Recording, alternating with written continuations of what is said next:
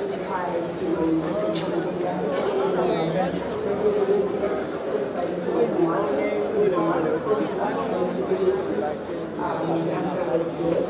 So when this organizations that came up with the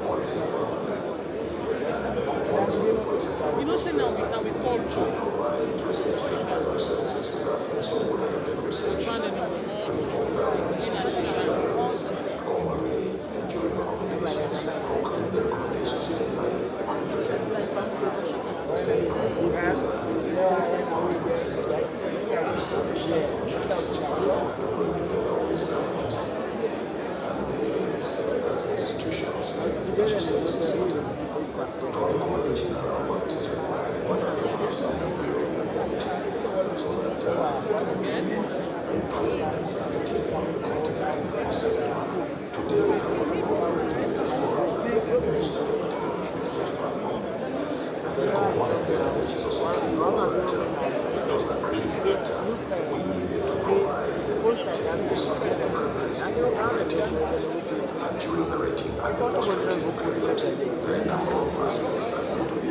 paid attention to. For instance, before a rating agency comes into a country, the country itself has to organize itself, different institutions, the Ministry of Finance, the Securities Exchange, and others need to come together to ensure that they have the data that's required and that the data is coherent and consistent across the entire institutions to avoid conflicting data being provided to the rating agency, for instance. And then, of course, as this conversation was taking place, then emerged the issue of the actual credit rating agency that we're talking about today, that it was deemed necessary that Africa should have its own credit rating agency. To to replace the S&Ps and Moody's of this world. It's not the intention. I think the intention is really to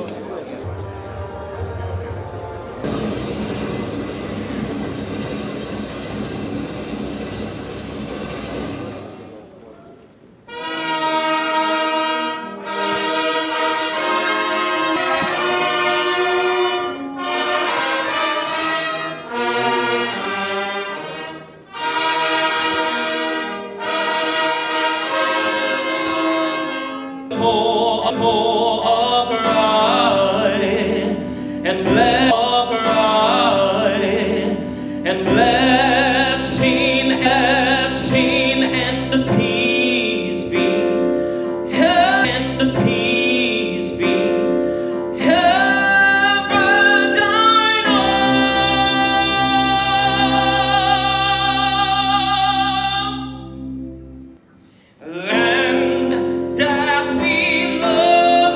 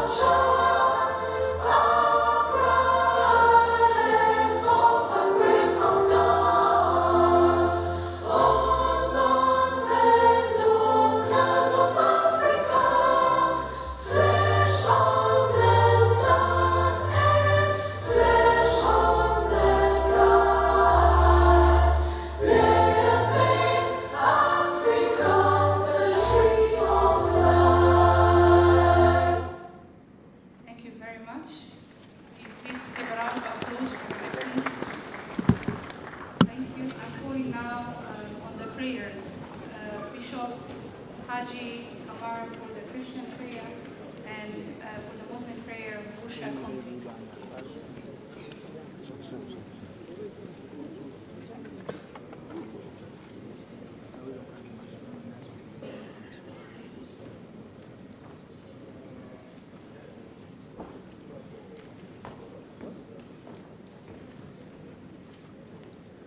So we hope stand to observe the Christian prayers. Heavenly Father, we want to thank you for this great occasion, this great nation swelling. We commit this program into your hand in the name of Jesus. Father, we pray that which you already determined to do here will bring a change in the globe of Africa. We thank you, our Father. We therefore open this program in the name of the Father, and of the Son, and of the Holy Ghost. In Jesus' precious name. Please be seated, God bless you. Thank you very much. May I call upon Mr. Busha Conti for the Muslim prayers. Bismillahirrahmanirrahim. In the name of Allah, most gracious, most merciful. We give praise and thanks to Allah for the traveling mercies of our delegates. We pray that we will hand over this occasion to Allah, and we pray that we will get success. Inshallah, Allah will grant us peace, Allah will grant us unity. اللهم ربنا آتنا في الدنيا حسنة وفي الآخرة حسنة وقنا عذاب النار لا إله إلا أنت إني كنت من الظالمين سبحان ربك رب العزة عما يصفون وسلام على المرسلين الحمد لله رب العالمين الفاتحة.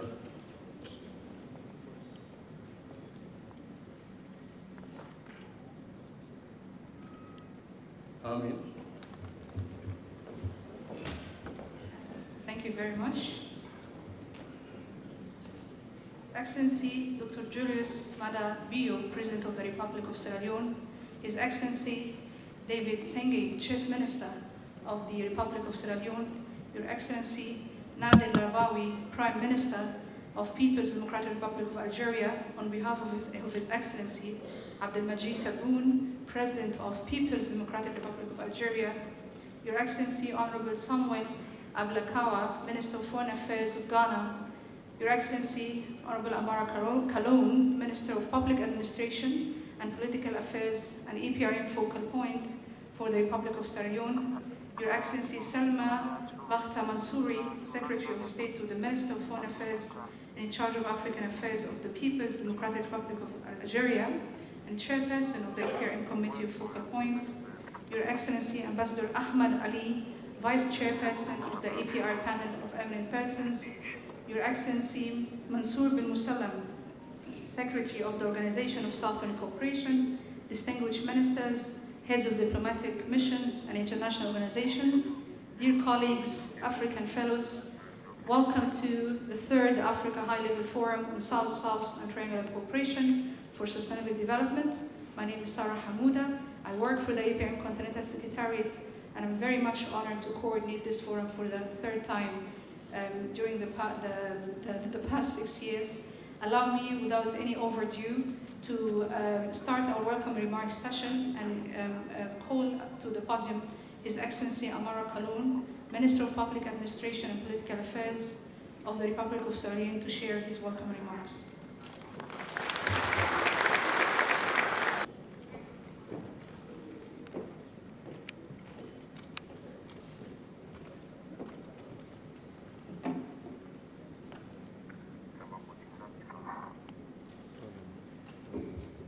Your Excellency, Dr. Julius Mada Bio, President of the Republic of Sierra Leone, Your Excellency,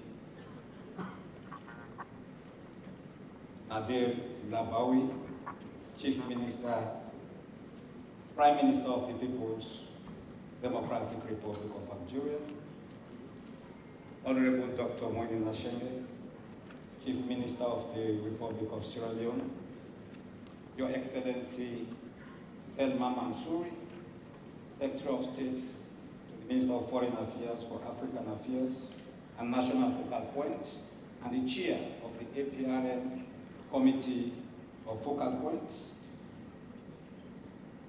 Marie-Antoinette Rosewater, CEO of the APRM Continental Secretariat, honorable ministers and deputy ministers present here today, all AU organs representatives, members of the Sierra Leone APRM National Government Council, CEOs and chairmen of APRM member states National Government Councils present, members of the Diplomatic and Consular Corps, international and national development partners present, our renowned international and national exhibitors present here today, staff of the APRM Continental Secretariat, distinguished delegates, esteemed guests, ladies and gentlemen, on behalf of the people, on behalf of the government and people of Sierra Leone, and in my capacity as Minister of Public Administration and Political Affairs, and the national focal point of Sierra Leone APRM, it is my profound honor and privilege to welcome you all to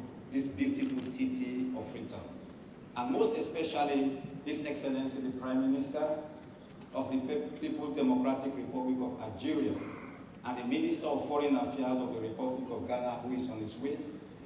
We are truly delighted to host you during this momentous forum, the Third African High-Level Forum on South-South and Triangular Cooperation for Sustainable Development. As the former chair of the APRM, Your Excellency, Sierra Leone is pleased to pass the mantle of leadership to Algeria, a country renowned for its unwavering commitment to the values of good governance, mutual accountability, and African self-determination. Your Excellency, the Prime Minister of Algeria, under your leadership, we are confident that the APRM will continue to strive as a cornerstone of African governance and development. We welcome your vision and look forward to working closely with Algeria to further strengthen the mechanism's role in shaping a resilient, inclusive, and prosperous Africa. We are deeply gratified to host this important gathering in partnership with the APRM Continental Secretariat, bringing together policymakers, thought leaders, development practitioners, and stakeholders from across our continent and beyond.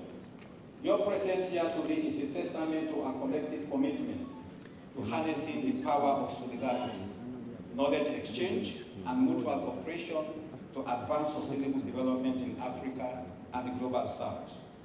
The forum arrives at a pivotal moment in our shared pursuit of the African Union Agenda 2063, the United Nations Sustainable Development Goals, and our various national development aspirations. It offers a unique platform to reflect on our achievements, interrogate our challenges, and reaffirm the role of the South-South and Triangular Cooperation as powerful enablers of inclusive growth, resilience, and regional integration. Sierra Leone, as a proud member of the APRM family and the just outgone chair of the APRM Forum of Head of State and Government, recognizes the immense value of peer learning, collaboration, and innovation in strengthening good governance, promoting sustainable public administration, and fostering sustainable social economic transformation. It is in this spirit that we welcome the opportunity to share experiences, deepen partnership, and chart new pathways toward a future of prosperity and dignity for all our people. So as you engage in your dialogue, deliberations, and exchange over the coming days, I encourage you to be bold in your ideas, open your collaboration, and resolute in your commitment.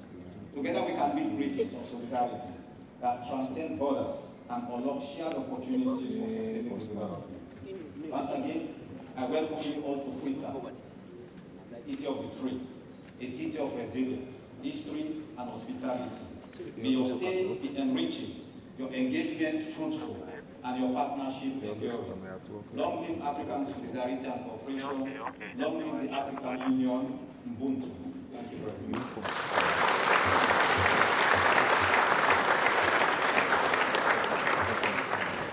Thank you very much, Honorable Minister. I would like now to call upon Her Excellency, Ms. Kini Bali, Minister of Planning and Economic Development of the Republic of Sierra Leone, to share also her welcome remarks.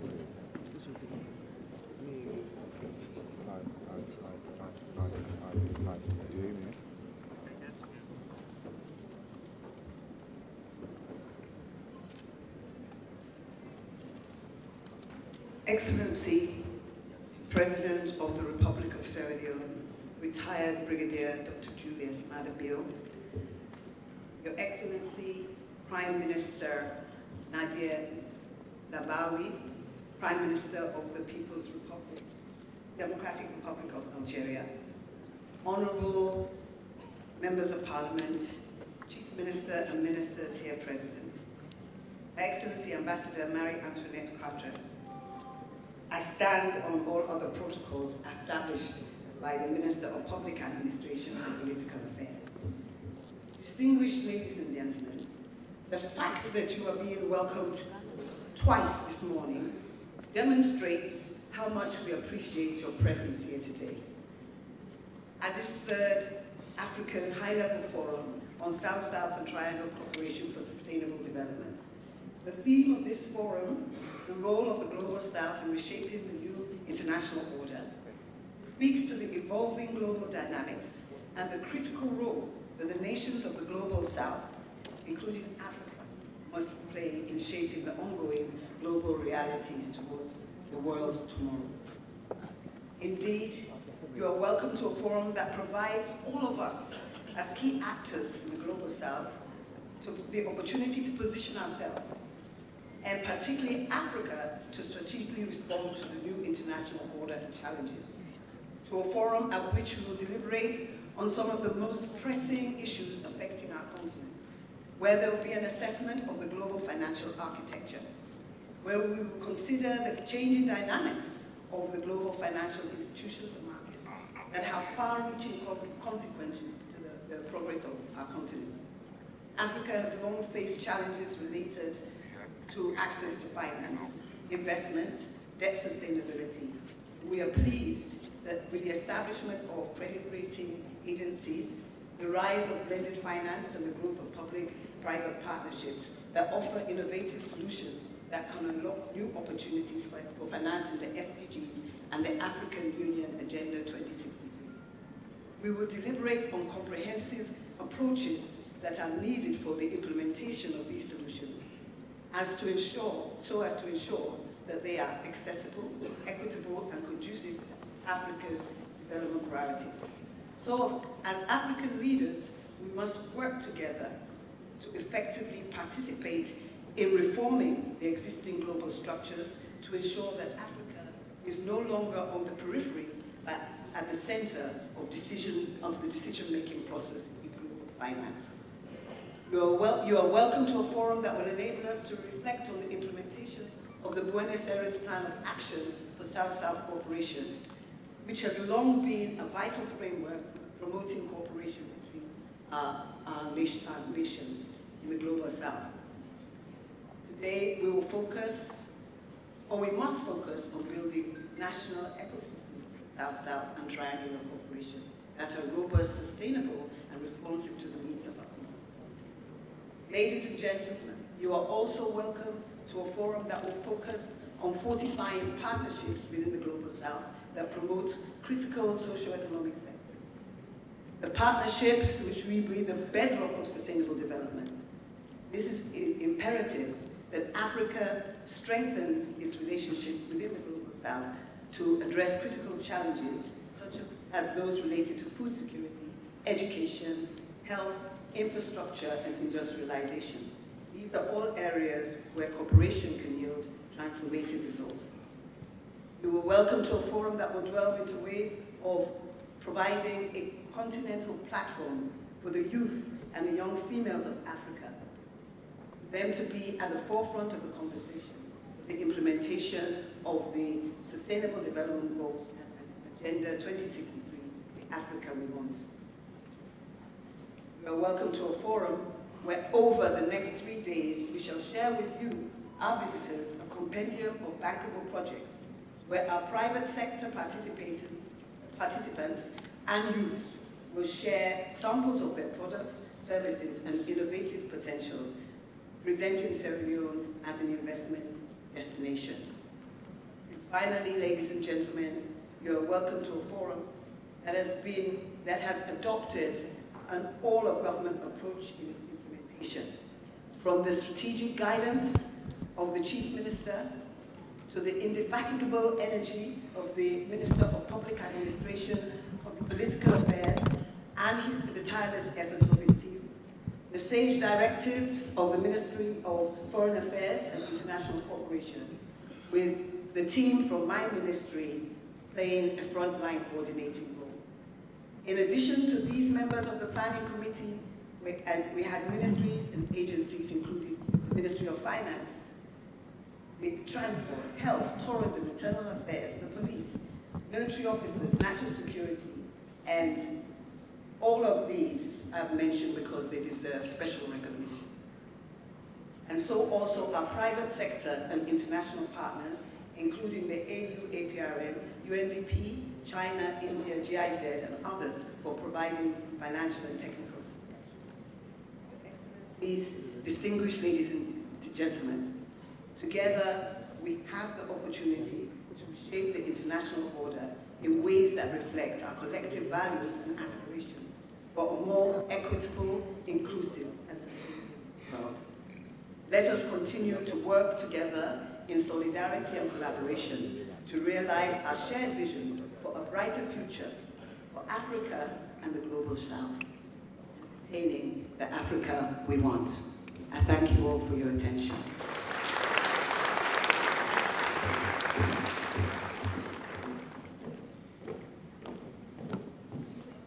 Thank you, Honorable Minister.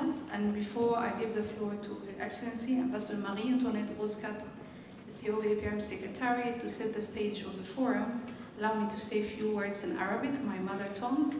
أود أن أرحب بشكل خاص بالدول الأفريقية التي هن أيضا أعضاء في الجمعية العربية وعلى رأسهم الجمهورية الجزائرية الشقيقة، جمهورية مصر العربية، المغرب، تونس، بريطانيا، الصومال، بوتي، وكذلك الأشقاء من المملكة العربية السعودية ممثلة في الصندوق السعودي للتنمية وأيضا كدولة مضيفة للبنك الإسلامي للتنمية. أهلا وسهلا. Welcome. I was just saying in Arabic to welcome all the African countries or members of the African Union, which are also members of the Arab League. And now I would like to give the floor to Her Excellency Marie-Antoinette Rose-Quatre, Chief Executive Officer of the APRM Continental Secretariat, to set the stage of the forum. Your Excellency, you're welcome.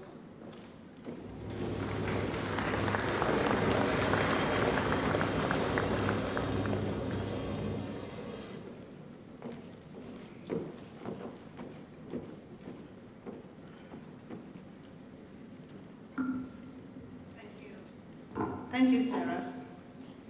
Her Excellency, Dr. Julius Maada Bio, President of the Republic. Her Excellency, Nadi Abawi, Prime State Government. Her Excellency, Honorable Samuel Ablakwa, Minister of Foreign Affairs, Republic of Ghana. Her Excellency, Amara Kalon, Minister of Public Administration and Political Affairs, and APRM focal point for the Republic of Sierra Leone. Your Excellency, Ambassador Selma Bakhtar-Mansouri, Secretary of State, the Minister of Foreign Affairs in charge of African Affairs of the People's Democratic Republic of Algeria and Chairperson of the APRM Committee of Focal Points. Your Excellency, Ambassador Ahmed Ali Araita, the Vice Chairperson, APRM Panel of Eminent Persons. Your Excellency, James Strauss Marcy, Ambassador of Germany and Dean of the Diplomatic Corps in Sierra Leone. Your Excellency is Serafin Orkana, the UN Resident Coordinator in Sierra Leone. Your Excellency, Mansour bin Musala, Secretary General of the Organization for Southern Cooperation, distinguished ministers, heads, diplomatic missions, and international organization, development partners, representatives of civil society and the African youth, the APRM and the AU family, ladies and gentlemen. It is both an honor and privilege to welcome you to this third high-level forum on South-South and triangular cooperation for sustainable development. And let me begin by expressing my deepest gratitude to His Excellency, Dr. Julius Maada Bio, President of the Republic of Sierra Leone, Honorable Amara Kalon, Minister of Public Administration, Political Affairs, and APRM focal point in Sierra Leone, as well as the government and people of Sierra Leone for their exceptional hospitality and seamless coordination in hosting this important gathering. Your Excellencies, ladies and gentlemen, we convene at a time of profound geopolitical transformation, one that unsettles nations across the global south and north alike. The very foundations of the post-World War II order, that is, multilateralism, solidarity, and dialogue, are crumbling before our eyes. Much has been said about the retreat of global leadership, the risks posed by fractured cooperation, and whether these shifts mark a temporary deviation or the birth of a perilous new era. Today, however, I wish to focus not on the crisis, but on the opportunity, the agency of the Global South in reshaping international cooperation, forging a future anchored in equity, resilience, and shared prosperity. Over the past 3 decades, we have witnessed the resurgence of the Global South from the economic accent of China and India to the political stabilization of Africa. Though long burdened by colonial injustices and paternalistic governance, the Global South now stands as a beacon of dynamism, driving consensus and setting agendas. This reality demands that we redefine global governance, ensuring our voices are not just heard, but central to decision-making. This forum transcends continental boundaries. It is a platform for solidarity, where Africa and its partners across the South collaborate on solutions for economic prosperity, social justice, and political integration. This year's forum addresses critical themes: economic resilience in the face of global volatility, political cohesion as a foundation for stability, the vital role of youth and African diaspora in reimagining governance. It also serves to leverage FDRF partnerships, supporting Sierra Leone in its transformative civil service reforms and broader socio-economic development. But why Sierra Leone?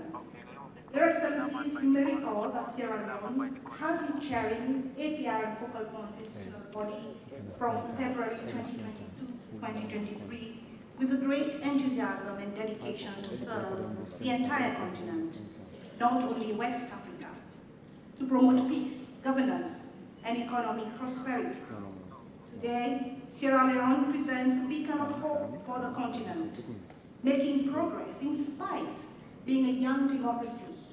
Only 15 years since the peace agreement has been signed, we can see a progressive state with a persistent and able leadership working tirelessly to strengthen institutional state building, socio-economic conditions, and political inclusion. And for that, it deserves a very big round of applause. Excellencies, in spite of such progress, we do need reform within the broader continental framework. Allow me to outline 3 urgent reforms which are essential for a fairer, more stable world. First, and most urgent, reform in the transformation of the United Nations system, starting with an inclusive UN Security Council. Today, this 1945 relic counts just one Global South voice amongst its 5 permanent members, China. Meanwhile, Africa, home to 55 nations, along with rising powers like India and Brazil, remain locked out of decisions that determine global peace and security. This exclusion is not accidental. It is structural injustice masquerading as tradition. How can we claim legitimacy when conflicts are debated without those who live their consequences? The Global South brings irreplaceable expertise, from managing refugee crises to mediating wars. Yet our voices are absent where they matter the most. Worse still, Africa bears the brunt of blunt force sanctions regimes. Collective punishments starve economies and paralyze recovery. These measures hit hospitals before they hit warlords. hurting the vulnerable far more than the powerful they purport to target. Secondly, reform of the global financial architecture. Today, Africa faces systemic barriers, unsustainable debt burdens, biased creditworthiness assessments, and inadequate special drawing rights allocations. These inequities deny our continent the fair access to capital, forcing us to borrow at higher rates than slower growing economies with similar profiles. This unjust system stifles Africa's ability to service debts responsibly, invest in development, and unleash our full economic potential. Since 2017, when the AU Assembly mandated the APRM to provide support to AU member states in the field of credit ratings, the APRM Continental Secretariat has been crafting a strong response to Africa's unequal access to finance. In addition to consultations with AU member states and unambiguous futures of fallacious estimations of Africa's creditworthiness, we are proud of championing the creation of the Africa Credit Rating Agency, AFCRA, scheduled to be launched this year.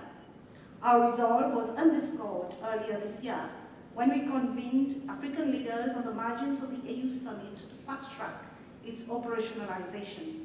The high-level presidential breakfast hosted by APRM Chair, the President of the People's Democratic Republic of Algeria, His Excellency Abdelmadjid Tebboune, is testament to our collective determination to reclaim Africa's financial sovereignty. Thirdly, reform of multilateral platforms.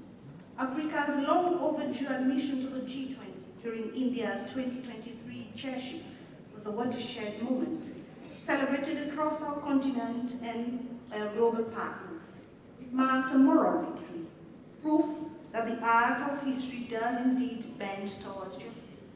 But more importantly, it affirmed what we have always known: the voices of 1.5 billion Africans cannot be excluded from shaping humanity's future.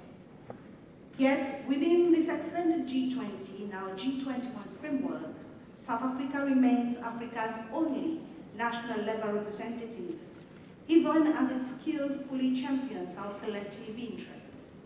It commands its leadership for advancing solidarity, equality, and sustainability with unwavering resolve.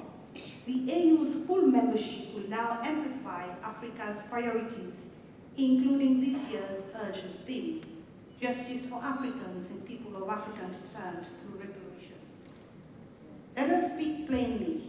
Sidelining the Global South is a neo-colonial attitude of the past. The Global South represents 80% of humanity and 39% of global GDP. Therefore, it is illogical to accept policies debated in rooms where most affected have no voice. Inclusion is not charity. It is the essence of fairness, equity, equality, and legitimacy in a multipolar world. Your Excellencies, ladies and gentlemen, from its conceptual origins in economic analysis, BRICS has evolved into a pivotal platform for South-South cooperation. In 20 short years, it has established itself as an indispensable forum addressing global challenges through collective action. The expanded BRICS framework, now comprising 10 members and 9 partner states, reflects a new paradigm of inclusive international relations.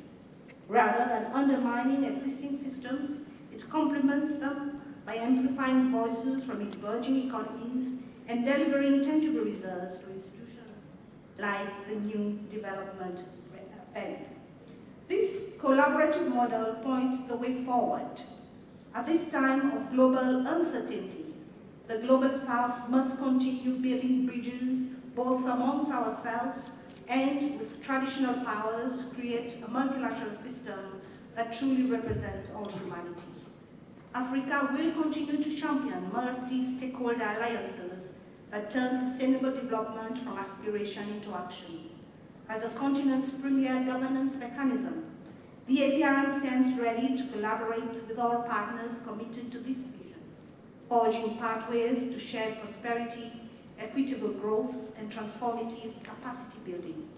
Together, we will co-create the architecture of a just world order. In times of crisis lies extraordinary opportunity. Let these 3 days produce more than dialogue. Let them ignite action. May our recommendations become the foundation stones of a new paradigm, where the Global South transitions from observer to architect, actively redesigning global governance to serve all 8 billion members of our human family and extract the full value of our collective potential. In conclusion, I would like to extend my profound gratitude to the partners who made this forum possible despite global headwinds.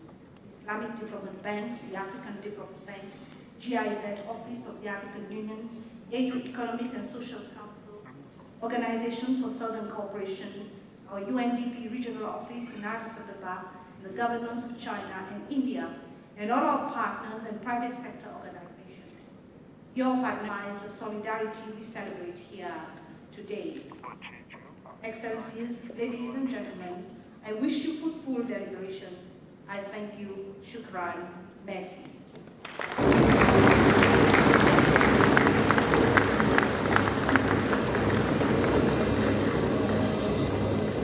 Thank you very much. Your Excellency, Ambassador Marie-Rose Kat, CEO of the IPRM Secretariat. Thank you, ladies and gentlemen, distinguished colleagues, for listening. I would like to give the floor now to His Excellency Cherno-Ba, Minister of Information and Civil Education of the Republic of Sierra Leone, to moderate the following session. Thank you very much.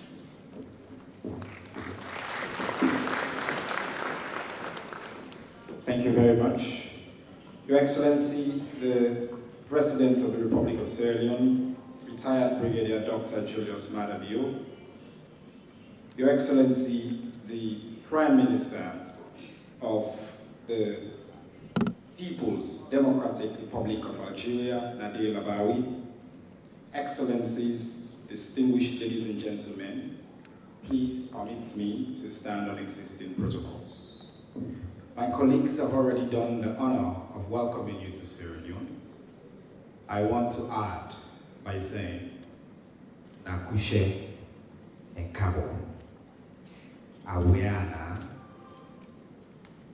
Walibinayo, Impiai, Onjarama, and bienvenue, mesdames et messieurs. It's a real joy to have you all in our country.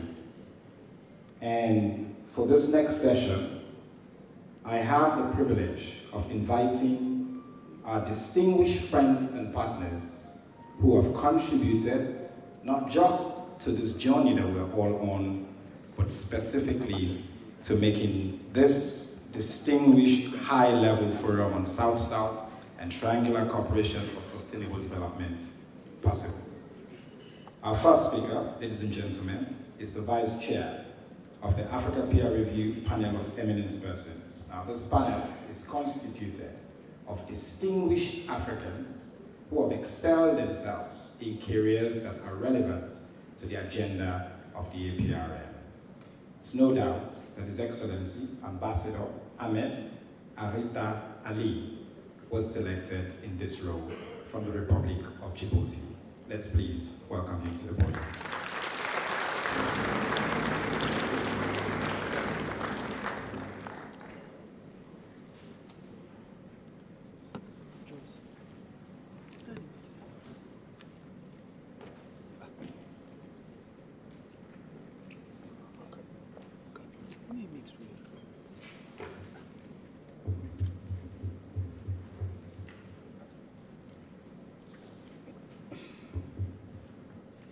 Excellence, Julius Maada Bio, Président de la République de Sierra Leone, Excellence, le Premier ministre d'Algérie, de la République d'Algérie, Excellence, Mada Kallon, ministre de l'Administration publique et des Affaires publiques en focal du Maghreb, en République de Sierra Leone, Excellence, Madame Selma Bakta Mansouri, secrétaire d'État du ministre des Affaires étrangères, chargé des Affaires africaines de la République algérienne démocratique et populaire. Hubert, présidente du comité des points focaux du mécanisme d'évaluation par les pairs. Excellence, Madame l'ambassadrice Marie-Antoinette Rose IV, directrice générale du secrétariat continental du MAEP. Tout protocole observé, Mesdames et Messieurs les ministres, et Mesdames et Messieurs les chefs de missions diplomatiques et représentants d'organisations internationales, Mesdames et Messieurs les représentants des partenaires de développement, Mesdames et Messieurs, c'est un grand honneur pour moi de prendre la parole aujourd'hui au nom du président du panel des éminentes personnalités du mécanisme africain d'évaluation par le pairs, MAEP. Je vous transmets ces salutations les plus chaleureuses et exprime sa profonde reconnaissance aux autorités sierra-léonaises et aux organisations pour la tenue de ce forum de haut niveau, aussi pertinent que porteur d'espoir. Avec mon collègue ambassadeur Lai Djane, nous représentons ce jour ici le panel d'éminentes personnalités. Alors que l'Afrique intensifie ses efforts pour atteindre les objectifs de l'agenda 2063, les objectifs de développement durable à l'horizon 2030, ce forum nous offre une plateforme cruciale pour réaffirmer notre engagement en faveur de la solidarité et du développement partagé et de l'appropriation des solutions africaines. La coopération sud-sud, mesdames et messieurs, et triangulaire ne constitue pas simplement un mécanisme de partenariat alternatif, elle est l'expression concrète de notre volonté collective de redéfinir les termes de coopération internationale sur la base de l'égalité, du respect et de l'apprentissage mutuel. Excellence, les principes fondateurs de la coopération sud-sud et triangulaire que sont la solidarité, les bénéfices réciproques et respect de la souveraineté nationale résonnent profondément avec les inspirations et les réalités africaines, qu'il s'agisse de commerce, d'infrastructures, de santé, d'innovation agricole, de transformation numérique ou de gouvernance inclusive. La coopération sud-sud offre un cadre pour trouver ensemble des réponses adaptées à nos priorités régionales. Ces dernières années, nous avons assisté à l'émergence des partenariats sud-sud innovants dans des domaines essentiels. Sécurité alimentaire, santé publique, consolidation de la paix, autonomisation des jeunes ou encore gouvernance climatique. Ce mouvement doit être consolidé et renforcé grâce à des partenariats triangulaires intelligents, mobilisant l'expertise et les ressources de nos partenaires techniques et financiers dans une logique de complémentarité. Dans ce contexte, le MAEP incarne un outil stratégique et complémentaire. En tant qu'organe de l'Union africaine dédié à l'auto-évaluation en matière de gouvernance, il permet aux États membres de diagnostiquer leurs forces et faiblesses, de partager des expériences et de concevoir des réformes fondées sur l'appropriation nationale. Le MAEP est une forme unique, mesdames et messieurs, de coopération horizontale entre pays africains, reposant sur la transparence, la responsabilité mutuelle, la participation volontaire et le dialogue structuré, autant des principes au cœur de la coopération sud-sud. À ce jour, plus de 30 évaluations pays et 20 évaluations ciblées ont été à bien, faisant du MAEP une véritable plateforme panafricaine d'innovation en matière de gouvernance, de gestion publique et de planification stratégique. Les rapports issus de ce processus représentent une source inestimable de savoir endogène, qu'il s'agisse de la réforme de l'administration publique au Rwanda, de l'autonomisation des jeunes au Kenya ou de la gouvernance minière au Sénégal. Ces expériences concrètes doivent être capitalisées et intégrées dans le cadre de coopération Sud-Sud afin d'alimenter l'élaboration de politiques publiques à fort impact. C'est le lieu pour moi, mesdames et messieurs, d'inviter les partenaires de développement que vous êtes à s'appuyer davantage sur les rapports d'évaluation du MAEP et sur le programme d'action nationaux pour mieux coordonner leur intervention, renforcer la cohérence des appuis et promouvoir l'appropriation locale et régionale des projets. Par ailleurs, l'élargissement récent du mandat du MAEP à des domaines stratégiques comme l'alerte rapide, la paix et la sécurité, ou encore la reconstruction post-conflit, ouvre de nouvelles perspectives pour faire de la coopération Sud-Sud et triangulaire un levier opérationnel d'une Afrique résiliente et pacifique. Excellences, Mesdames et Messieurs, la réussite de la coopération Sud-Sud et triangulaire ne repose pas uniquement sur la volonté politique. Elle exige des institutions crédibles, des mécanismes de reddition de comptes et une gouvernance inclusive. C'est précisément ce que le MAEP s'efforce de promouvoir à travers ses processus rigoureux, ses missions d'évaluation et ses plateformes de dialogue interétatiques. C'est pourquoi nous lançons un appel à tous les États membres, aux institutions de l'Union africaine, ainsi qu'aux partenaires techniques et financiers pour renforcer leur engagement et aux côtés du MAEP et utiliser son architecture unique d'évaluation par les pairs comme catalyseur d'apprentissage mutuel, de suivi des engagements et de transformation des systèmes de gouvernance. Ce forum doit marquer une étape décisive, celle de la consolidation de la coopération Sud-Sud et triangulaire comme pilier stratégique d'une coopération centrée sur les réalités africaines et portée par les Africains et au service des Africains. Je renouvelle mes remerciements sincères aux organisateurs pour avoir su créer un espace à la réflexion de l'action concertée et au partage d'expériences.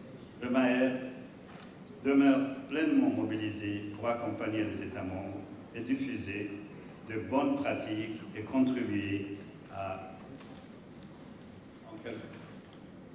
un développement durable, enraciné dans les valeurs africaines, l'excellence institutionnelle et la souveraineté collective. Je vous remercie de votre attention.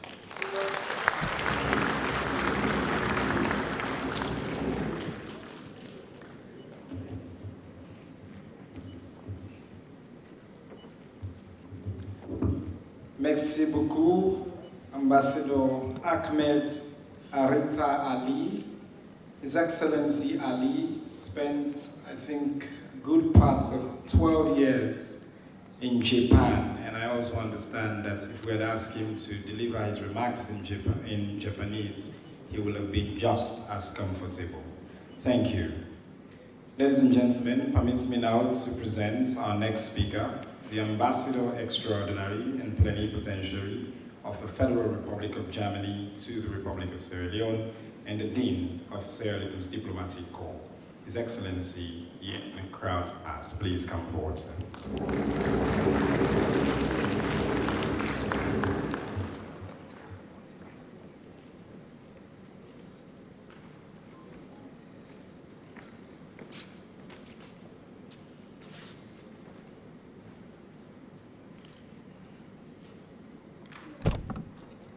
Your Excellency, Dr. Julius Maada Bio, President of the Republic of Sierra Leone, Your Excellency Nadir Labaoui, Prime Minister of Algeria, Your Excellency Ambassador Marie-Antoinette Muscat, Chief Executive Officer of the Continental Secretariat of the African Peer Review Mechanism. Please allow me to stand on existing protocol. Distinguished ladies and gentlemen, the African Peer Review Mechanism is a unique continental endeavor to fostering good governance, transparency, and democratic accountability. Germany, since long through the GIZ Office to the African Union, is supporting this Pan-African initiative focused on promoting self-assessment, strengthening institutions, and facilitating peer learning across African states. It is our conviction that democracy, the rule of law, and the respect of human rights are the fundamentals of sustainable and equitable development for all of us. And APRM is a powerful tool to build on these fundamentals and to construct an African mansion designed to bridge divides, to overcome the challenges, and assume Africa's rightful position in the new global landscape. In these troubled times of conflict, new positioning global crisis, APRM is also a shining example of the chances and opportunities created by a joint approach in mutual interest, grounded in mutual interest and common understandings. Germany wants to invest in this kind of partnerships much more strongly and consciously than before. To this end, we recently revised the federal government's Africa policy guidelines to create political points of reference for all German departmental or thematic strategies related to Africa. And it's also the approach we are pursuing with our foreign policy. Or to say it with the words of our former foreign minister, Ms. Annalena Baerbock, I quote, to create genuine partnerships, ones in which everyone decides for themselves where his or her dreams go, in which everyone acts in their own interests, and in which we work together to find solutions that serve these interests, unquote.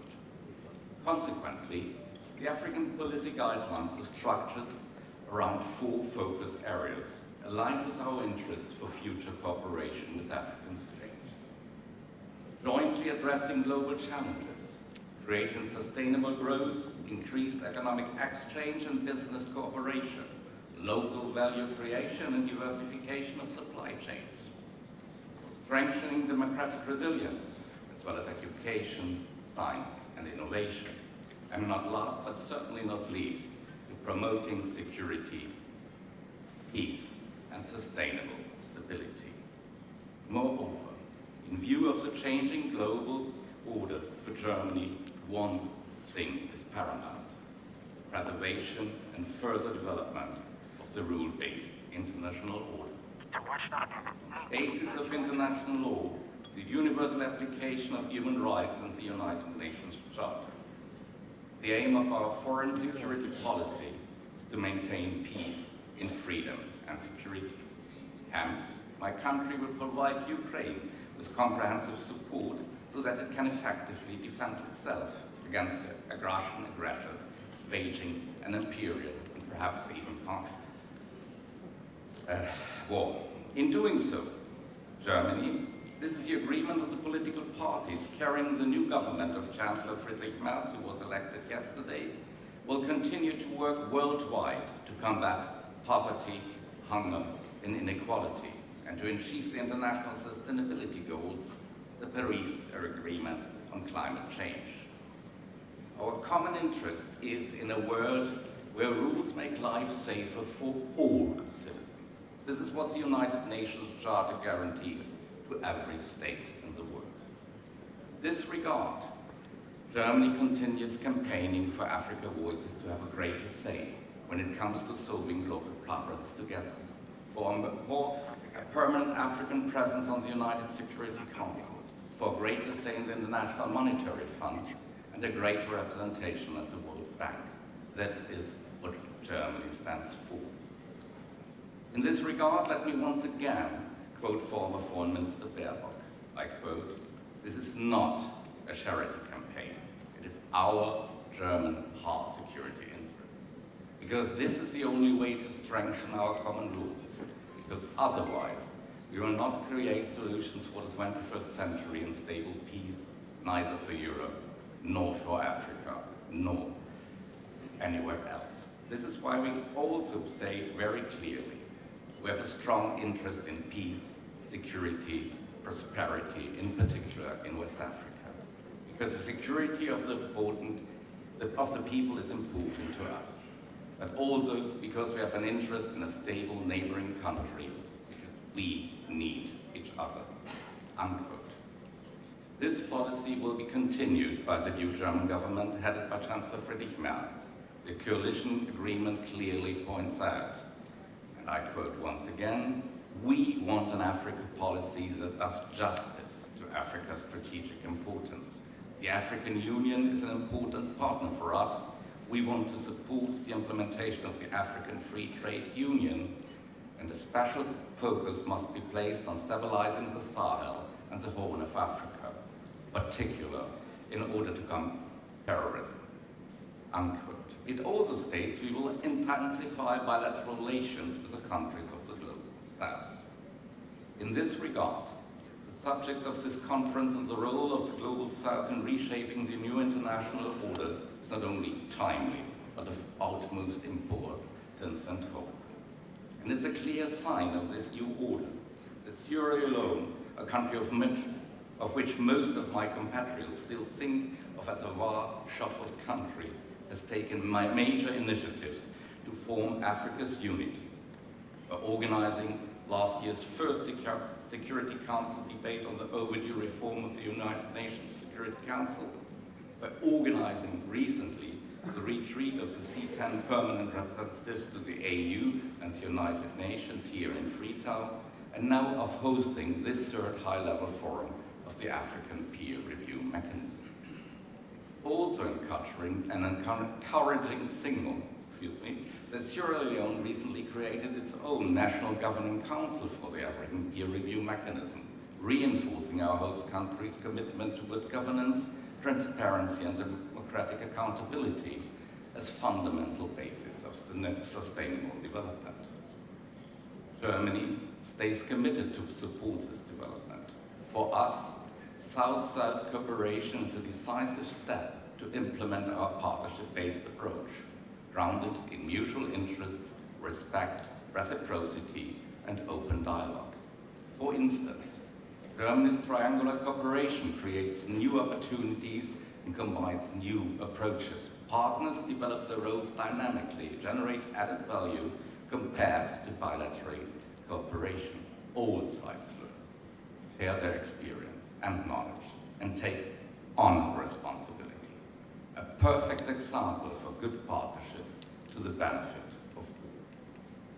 I could not imagine a better place today than Freetown to listen to our African partners on how to build better partnerships for a better future for all, for a sustainable development based on democracy, good governance, transparency, accountability, the rule of law, and the respect of human rights.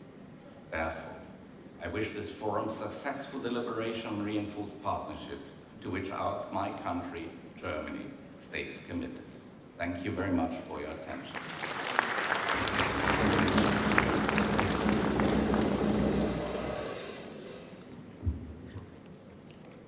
Thank you, Your Excellency.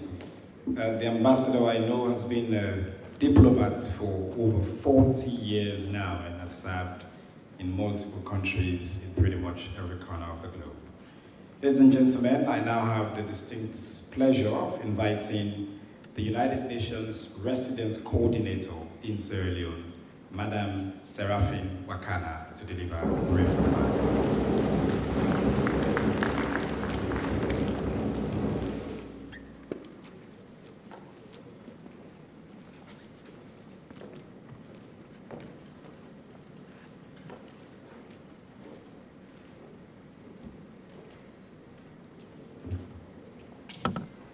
Your Excellency, Dr. Julius Maada Bio, the President of the Republic of Sierra Leone, Your Excellency, the Prime Minister of People's Republic of Algeria, and please allow me to stand on existing protocol. I have the honor to make my statement on behalf of the United Nations system in Sierra Leone today at this high-level forum on South-South and triangular cooperation for sustainable development. I'm delighted that we gathered here today to chart the way forward to foster collaboration, innovation, and solidarity among our peer nations, and to build a sustainable future for people we serve. As we may all be aware, the prevailing development challenges confronting most development countries cannot be overcome with the current dominant development strategies and approaches, as well as presently available development finance. South-South cooperation has emerged as a powerful force in the global development landscape over the past decades. It embodies the principles of mutual respect, equality, and partnership, and through the exchange of knowledge, technology, and resources, our countries in the global south have demonstrated remarkable resilience and ingenuity in addressing common challenges. Triangular cooperation has further enhanced our efforts by bringing together our developing countries, the developed world, and international organizations, including the United Nations. This collaborative approach leverages the strength and experiences of all partners, creating synergies and drive progress and innovation in our countries. Today, we all stand at a critical juncture as the world faces unprecedented challenges from climate change and environmental degradation to poverty and inequality, as well as fighting pandemics. Yet, within these challenges lie opportunities for transformative change. South-South and triangular cooperation offer pathways to harness these opportunities, ensuring that no one is left behind.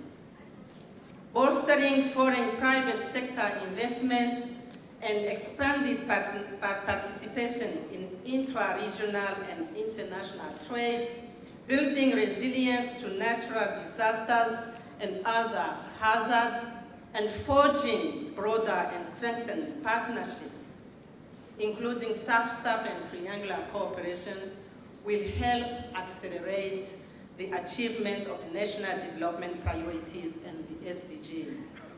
And achieving SDGs requires concerted action, innovative solutions, and unwavering commitment. Through South-South and triangular cooperation, we can accelerate progress toward these goals and fostering inclusive growth, social equity, and environmental sustainability. Your Excellency, the impact of cooperation cannot be overemphasized, and several data sources have revealed that trade among global South countries has surpassed North-South trade in the past decades and is growing faster than the world average. And this trend will continue to enhance economic growth in these countries. In Sierra Leone, the UN has facilitated instances of financial flows within South-South cooperation, including India's support to gender equality, Vietnam's support to rice sector development, to name few. And moreover, early warning systems for climate resilience and reduction of the impact of natural disaster can be achieved through our mutual collaborative efforts in the global South. South-South cooperation has further strengthened statistical and data capacities, enabling evidence-based policy making and digital innovation. The Statistical Commission for Africa, for example, has unleashing the potential of African innovation in statistical development. And these efforts have accelerated the utilization of new technologies in Africa, including digital mobile money and the use of artificial intelligence. As I conclude, let me take this opportunity to commend the effort of all nations represented here today. Your dedication to cooperation and development is inspiring, and let us reaffirm our commitment to solidarity and partnership. Let us embrace the spirit of cooperation that defines the South-South and triangular cooperation. And above all, let us work tirelessly to achieve sustainable development for our present and future generations. And thank you all for your kind attention.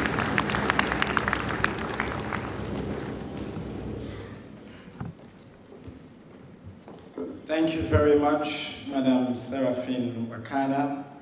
Madam Wakana is a citizen of Burundi, where I know she served as Minister of Planning and Reconstruction in the early parts of this decade. Ladies and gentlemen, for the final speaker in this segment, I am honored to invite to the stage the Secretary General of the Organization for Southern Cooperation, His Excellency, Mr. Mansour bin Musalam. Please.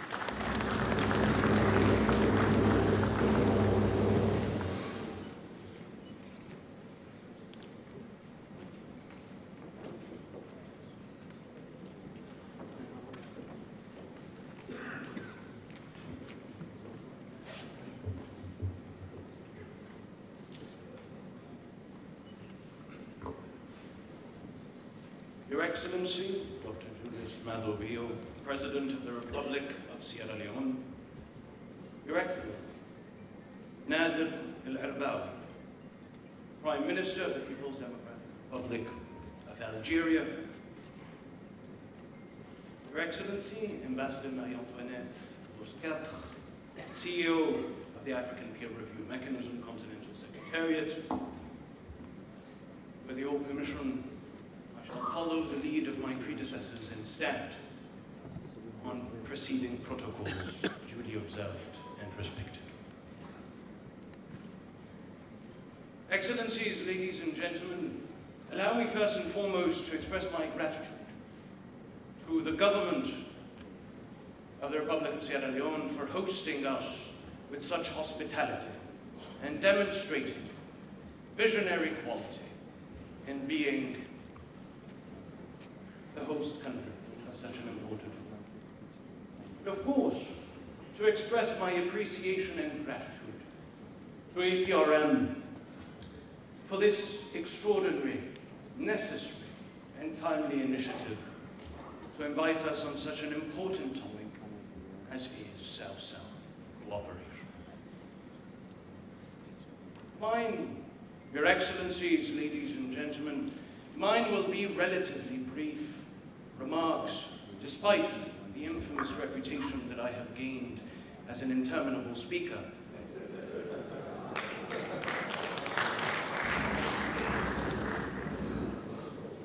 Because I will not be the one, Your Excellencies, ladies and gentlemen, to have the arrogance to present platitudes as if they were revelation.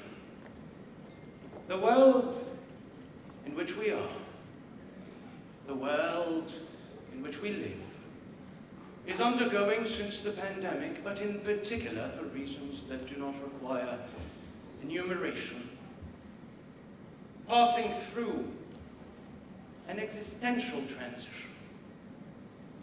Ours is the period of unmaking, of disordering. And of course, in this context, all certainties can no longer be relied upon. But new realities have not yet emerged. In this regard, Excellencies, ladies and gentlemen, one aspect that I should like, building upon the interventions as valuable as necessary of my preceding speakers, is to mention the obvious. traditional aid, as we knew it, if it is not already dead, then it is agonizing.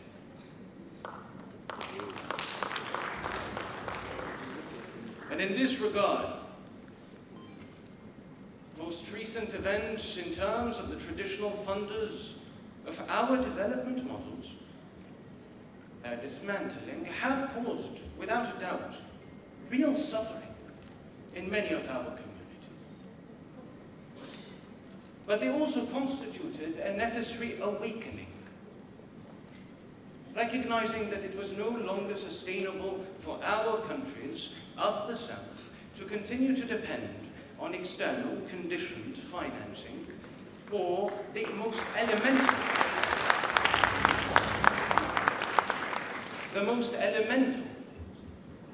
services that our people demand. But of course, the funding gap is there.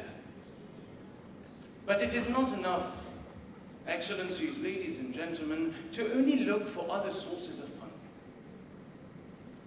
It might be a necessary priority, but it cannot be our collective endeavor. We must, just as we are right as countries, as peoples, to point fingers at the injustices, the inequities of the international order that yet has rules that people play differently depending on where they are geographically. But aside from pointing fingers, because pointing fingers we cannot be, Excellencies, ladies and gentlemen, far from me and far from the OSCE to promote a narrative whereby we are constant victims, lonely lovers that lament overnight. We must also know how to take our responsibilities as countries, as peoples, and that means rather than only looking for new funders, new ways of financing our models, we also need to address the structural deficiencies of our economies that generate our dependency.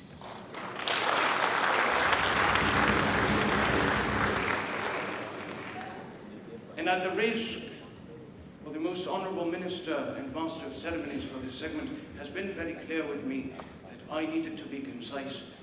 I will be, Your Excellencies, with your permission, moving fast through those sectors that I consider to be, that we from the OSCE, the Organization of Southern Cooperation, consider to be essential for our endeavors.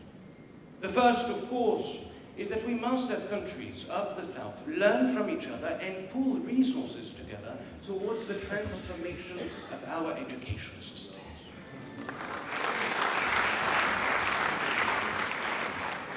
And when I say this, Excellencies, ladies and gentlemen, with one determination. Access is important, but it is insufficient. What we ought to do is to transform our education systems so they better respond to our priorities, to our realities, rather than replicate the world.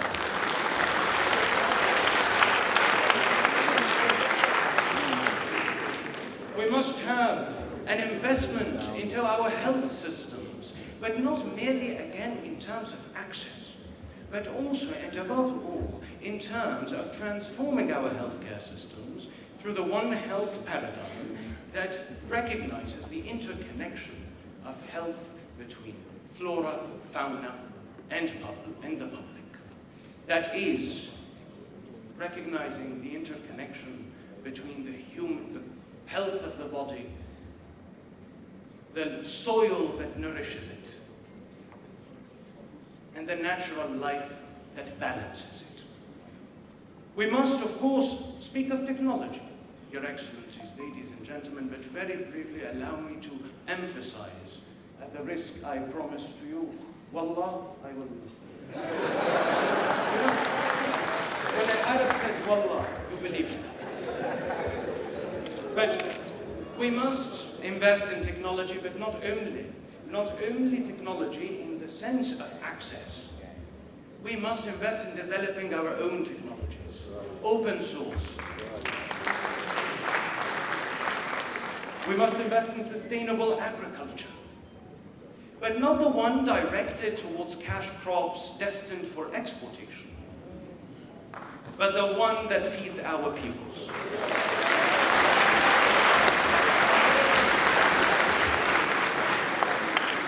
And which also contributes, Your Excellencies, ladies and gentlemen, of weaning us off gradually to one of our worst addictions, that of the addiction to the US dollar. We must invest in renewable energies to achieve not only sustainability, but affordability for our industries and our peoples. We must invest in industrialization, but high value added, because it is no longer sufficient that our countries continue to export raw or intermediary materials and import high value added products. It is mind-boggling that out of the top 10 coffee exporters in the world, 4 are from a region of the world that does not have a single coffee tree. To name those that ought never to be named: France, Italy, Switzerland, and with my apologies to the Dean, Germany. But I say this not as pointing fingers. Germany, Switzerland, France, Italy are doing business. But it is up to us now to start also exporting not green beans, but instant coffee, processed coffee, capsules of coffee. We need the infrastructure that, and I promise this is, we need the infrastructure, Excellencies, ladies and gentlemen. And I say the infrastructure because what good is it for our countries to speak of exporting capsules of coffee, of exporting cotton made into textile, cocoa made into chocolate bars, if our markets, our economies remain asphyxiated by a lack of infrastructure that allows our products to circulate amongst our nations. We must invest in the infrastructure that connects our peoples and opens the markets of the South to the products of the South. And all of this, Excellencies, ladies and gentlemen, within a framework indeed of a renewed South-South cooperation architecture, one that recognizes the importance of institutions like the OSCE, but also, and above all, the importance of creating, as we are striving to do from the OSCE within the next year, the operationalization of the Greater South Development Bank, but also the creation from within our countries of the necessary clubs of debtors, clubs of coffee producers, OPECs of various sectors that will enable our growth. And regional integration, Your Excellencies. Regional integration, because South-South cooperation and African integration mutually reinforce each other. And finally, with emphasis on finally, Your Excellency. And finally, people-to-people ties. Because South-South cooperation shall have no future if it is limited exclusively to agreements between our governments. These are essential. They are an imperative. But they are not sustainable if they are not accompanied by the building of bridges amongst our people. And all of this, as my conclusion, to build a new multilateralism through those endeavors. A multilateralism characterized by 3 simple principles, but profound. Equality amongst parties, equity in our relations, and solidarity that is practiced horizontally rather than charity that is practiced vertically. And I salute APRM for embodying in many respects those principles. And I commend the government of Sierra Leone for having become, in this respect, one of the countries at the vanguard of this reshaping, not for the South, from the South, for humanity. Thank you.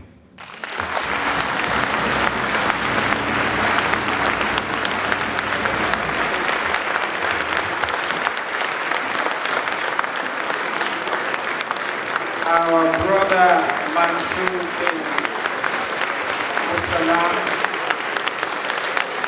he warned us that he had acquired a reputation.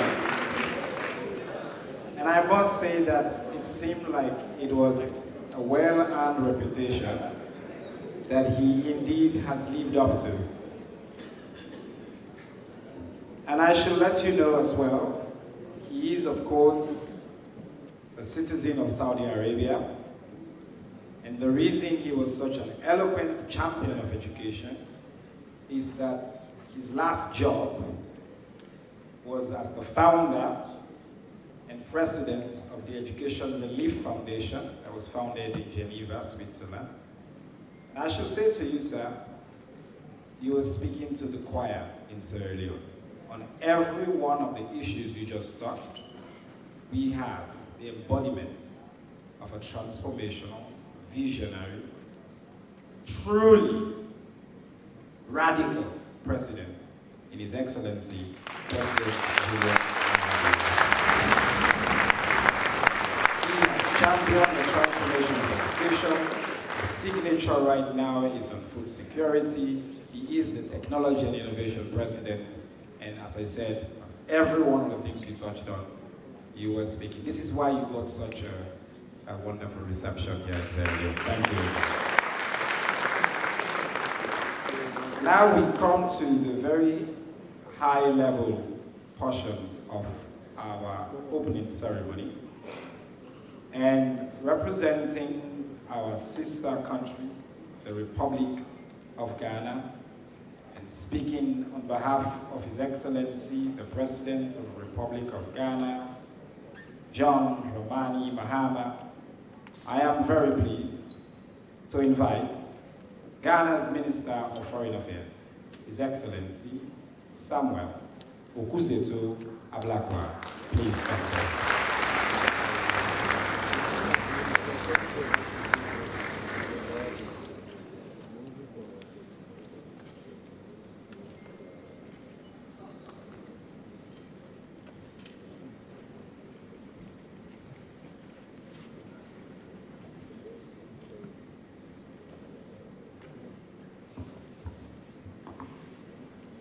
Your Excellency,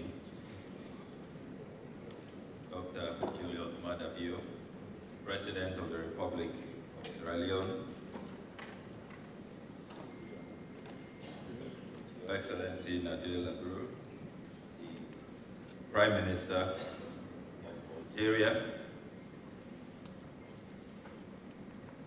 Your Excellency Ambassador Marie Antoinette Rose, the CEO Africa Peer Review Mechanism, Honorable Ministers of State, Excellencies, Heads of State, of Government, herein present, members of the Diplomatic Corps, members of Parliament, distinguished invited guests, youth of Africa, friends from the media, ladies and gentlemen. I convey very deep regrets from His Excellency John Dramani Mahama, President of the Republic of Ghana, who would really have loved to be here today, but for circumstances beyond his control. He extends his warmest regards to his brother, President Maada Bio, grateful for the invitation, and assures that very soon he will be here in Freetown see his brother and to confer with all of you at the next opportunity. Permit me, therefore, to present to you his remarks. Distinguished ladies and gentlemen, it gives me great pleasure and honor to join this esteemed gathering of leaders, policymakers, development partners, and experts to address the Third Africa High-Level Forum on South-South and Triangular Cooperation for Sustainable Development, happily taking place in our neighborhood. Permit me at the very outset to convey my profound gratitude to Your Excellency, Dr. Julius Maada Bio, the government and people of Sierra Leone for the warm hospitality accorded me and my delegation since our arrival in this historic city of Freetown, and for the excellent facilities placed at our disposal to guarantee our comfort during our stay here. Your commitment to regional collaboration and sustainable development is truly commendable. A few days ago, on the 27th of April 2025, your great country, Sierra Leone, celebrated its 64th independence anniversary. And on this occasion, allow me to extend warm felicitations on behalf of the government and people of Ghana, and in my own name, to Your Excellency, Dr. Julius Maada Bio, President of the Republic of Sierra Leone, the government and people of Sierra Leone, for this milestone achievement. Sierra Leone has come a long way, and Ghana is proud to share in this inspiring journey of transformation. I wish to extend sincere gratitude to the Africa Peer Review Mechanism, the African Union Commission, the Economic, Social and Cultural Council, the Economic Community of West Africa States, and the Africa Union, not forgetting the United Nations and all our esteemed partners for organizing this forum and for creating a conducive platform for the exchange of ideas, best practices, and mobilizing resources in the promotion of South-South cooperation that inures to the benefit of our peoples. Excellencies, distinguished delegates, our presence here today is a powerful affirmation of a shared conviction that solidarity among countries of the Global South is not only an enduring necessity, but a strategic imperative for achieving the sustainable development goals and the transformation that our people deserve. South-South cooperation has evolved over the decades from a political aspiration to an indispensable instrument for inclusive growth, knowledge sharing, capacity building, and technology transfer. Today we gather to reaffirm that spirit of solidarity, to explore innovative pathways for elevating our collective development ambitions. As we reflect on Africa's journey over the past decades, we acknowledge the tremendous strides we have made in the pursuit of development. However, we are also aware of the challenges that confront us as a continent. The challenges of poverty, of unemployment, of insecurity, of inadequate infrastructure, governance deficits, cross-border crimes, and climate change. Excellencies, ladies and gentlemen, Africa's development aspirations, as captured in Agenda 2063, demand concerted action, action that is self-driven, partnership-oriented, and transformative. South-South and Triangular Cooperation provides us with platforms to not only exchange best practices, but to create solutions tailored to our unique context. We must build on the successes already recorded by taking control of our own resources and adding value, as the previous speaker eloquently spoke about, by fostering trade and investment amongst ourselves. It is really regrettable that intra-Africa trade is still below 20%. Trading more amongst other continents than amongst ourselves. We must accelerate human capital development through joint education and research initiatives.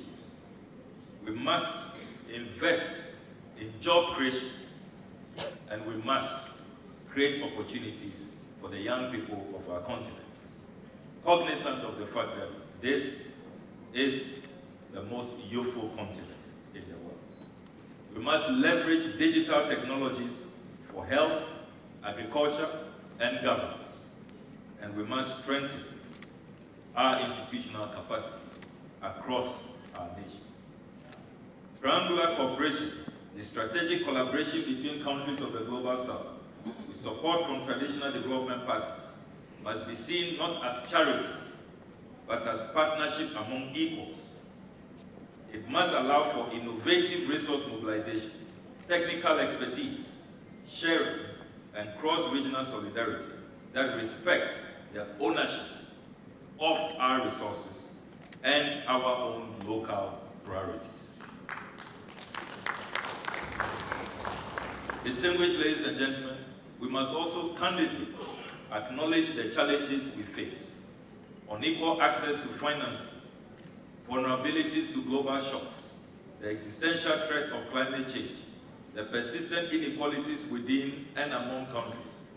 These challenges call for greater resilience, a renewed commitment to multilateralism, and a stronger architecture for South-South and triangular cooperation. One that is agile, that is inclusive, that is aligned to the evolving needs of our peoples. Perhaps it is poignant to reflect on these 6 paradigms. 1, institutional strengthening. We must enhance the governance mechanisms that oversee our cooperation initiatives. We must ruthlessly combat corruption. We should be bold to talk about that. We must ensure transparency. We must deepen accountability, and we must have a measurable impact. Number 2, the knowledge economy.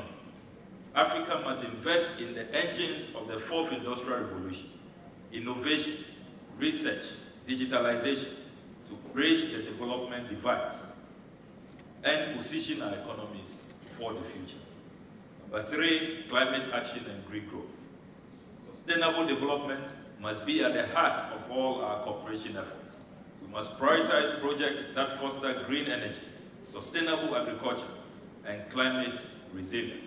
And that is why Ghana is proud to be hosting the Climate Vulnerable Forum.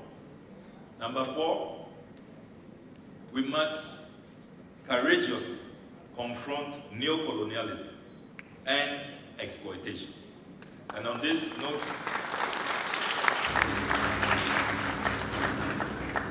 we would like to pay homage to Pope Francis, who just passed, who made a profound statement that Africa must no longer be seen as a mine to be looted by everybody who thinks they can.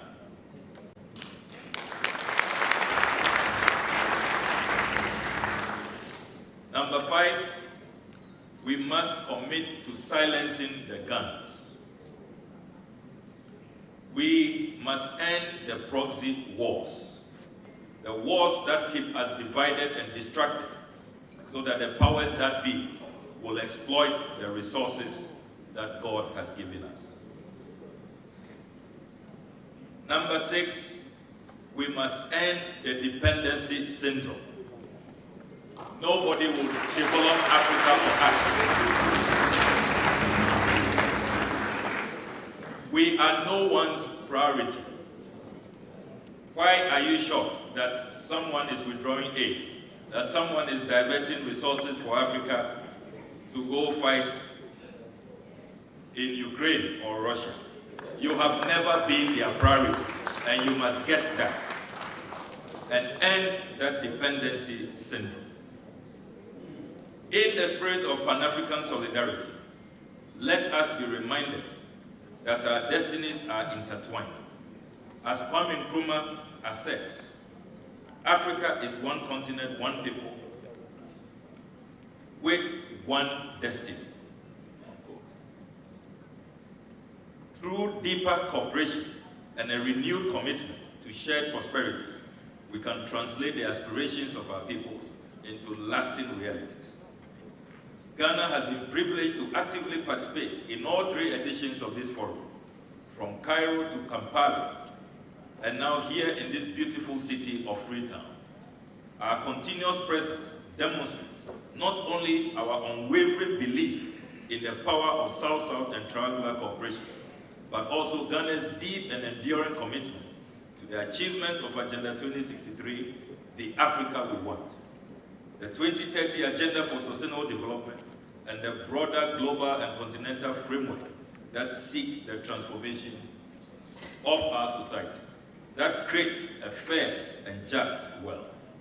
It is our firm belief that Africa must take ownership of its destiny, and that the most effective solutions to our challenges will come from within our continent, not without. Indeed, Ghana's drive to institutionalize South-South and triangular cooperation has borne tangible results in recent years. Through partnerships with sister nations across Africa, we have been able to advance infrastructure projects that enhance connectivity and promote regional integration. The construction of roads, of bridges, of railways, as well as the development of renewable energy projects are just a few examples of our South-South cooperation, working with our brothers and sisters in Asia and like-minded alliances as we progress. In the agricultural sector, Ghana has benefited from the transfer of knowledge and technology, enabling us to improve food security and increase agricultural productivity. Our partnerships in the health sector have supported efforts to combat disease such as malaria, HIV/AIDS, and Ebola. We are providing first-class hospital infrastructure, and we are conducting groundbreaking surgeries with our own trained medical practitioners. Through cooperation, we have enhanced our digital transformation agenda, particularly in mobile money technology and e-governance.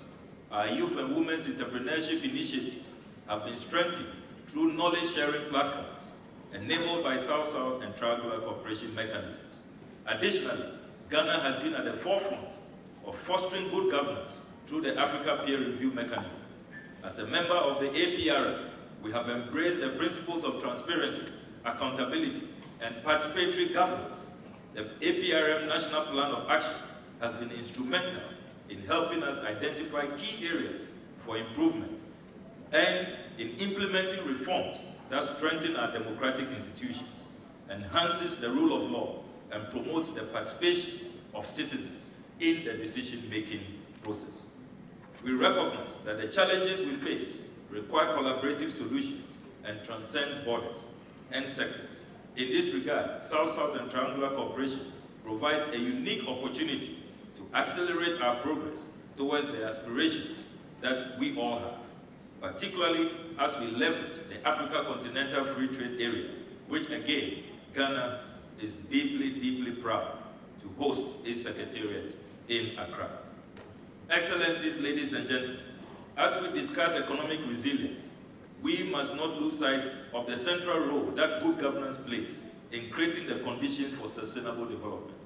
In Ghana, we have made significant strides in promoting democratic governance, strengthening the rule of law, and empowering citizens to take an active role in shaping our future. We are leading by example. As president, I have publicly declared my assets.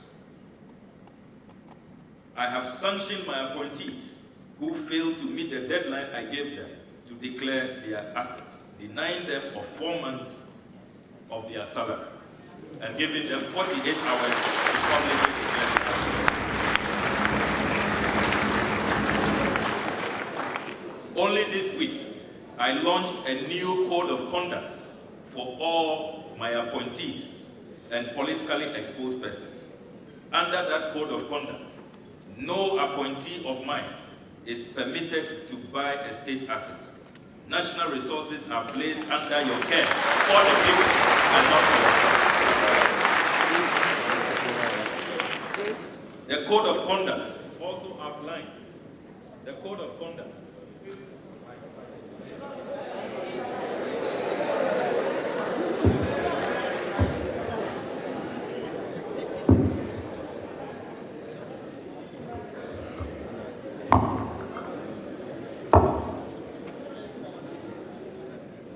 Well, I'm not sure that mic is anti-Ghana. The Code of Conduct, Your Excellencies, also prohibits politically exposed persons from engaging in conflict of interest transactions. If you want to do business, stay in the private sector as a businessman.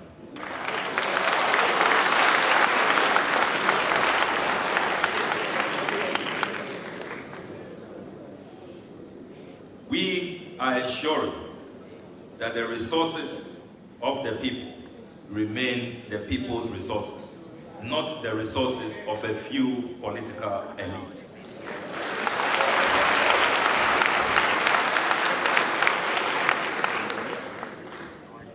Your Excellencies, ladies and gentlemen, as the forum looks to the future,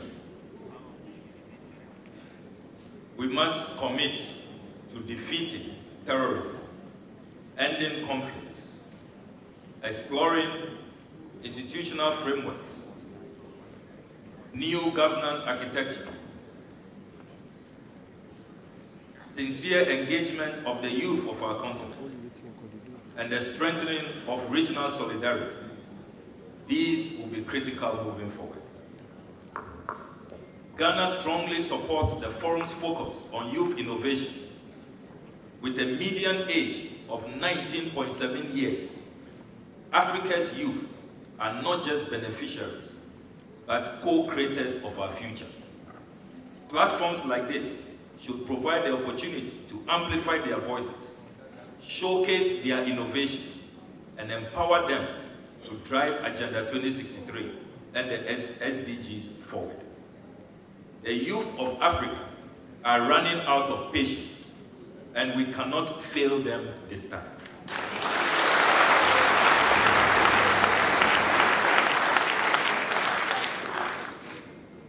Your Excellencies, Ghana is particularly interested in the outcomes that will build effective national and regional ecosystems to harness the full potential of South-South and triangular cooperation, strengthen governance systems, using the experiences and tools of the APR, deepening partnerships for food security, health, education, and industrialization, whilst addressing the impact of global financial reforms on African economies and proposing strategies for resilience.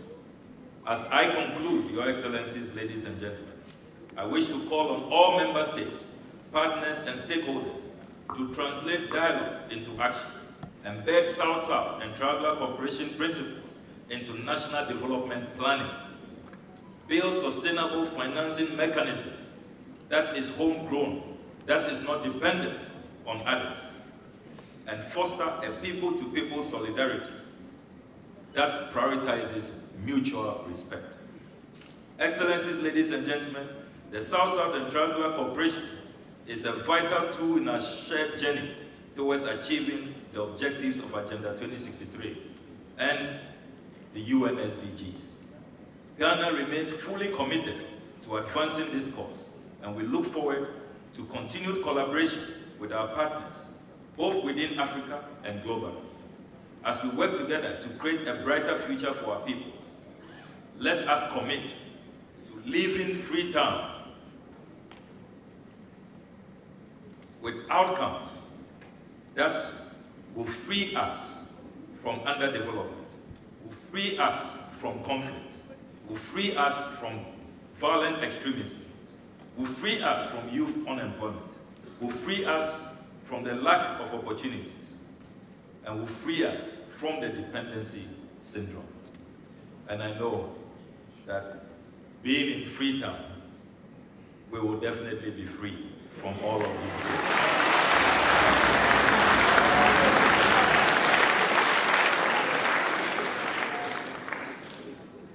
Your Excellency, may the outcomes of this forum catalyze a new era of South-South solidarity, innovation, and shared prosperity. The future is bright, and that future is Africa's future. Thank you very much.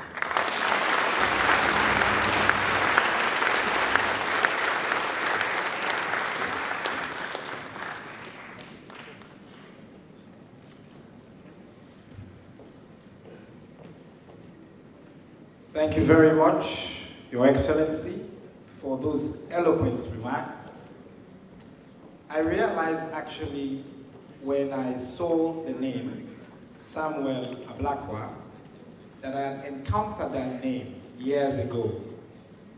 It turns out that Mr. Minister was the president of the Ghana Union of Students when we ourselves were in the university here in Sierra Leone.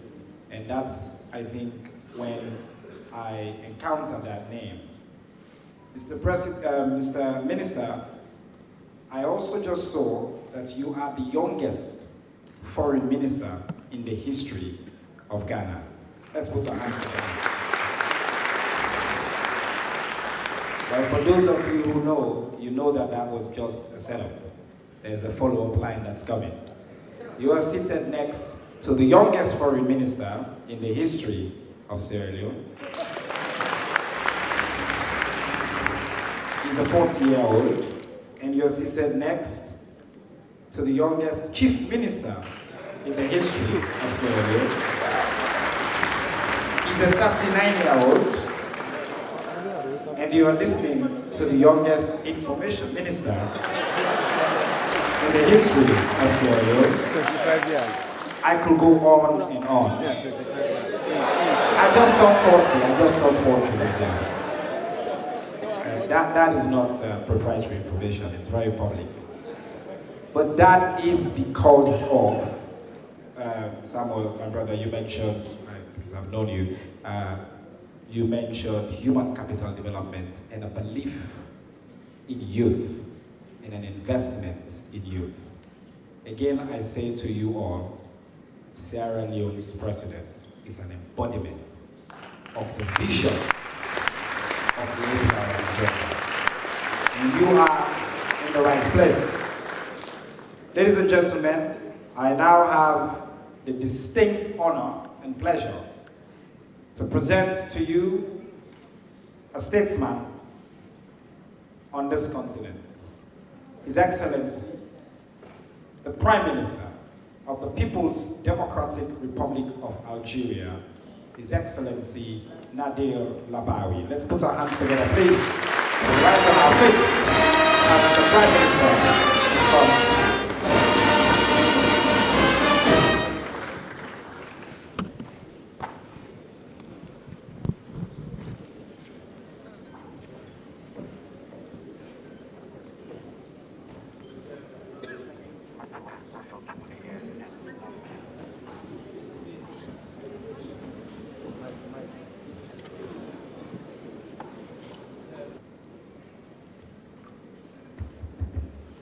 بسم الله الرحمن الرحيم عليه نتوكل وبه نستعين.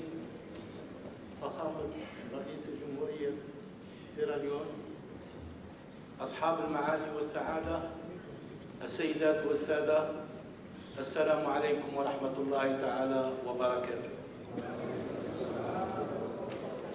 يشرفني اليوم أن ألقي كلمة سيادة رئيس الجمهورية السيد عبد المجيد تبون ورئيس الآلية الإفريقية للتقييم من قبل النظراء التي يوجهها اليوم في جلسة افتتاحية لهذا المنتدى رفيع المستوى، وهذا نص الكلمة الرئاسية.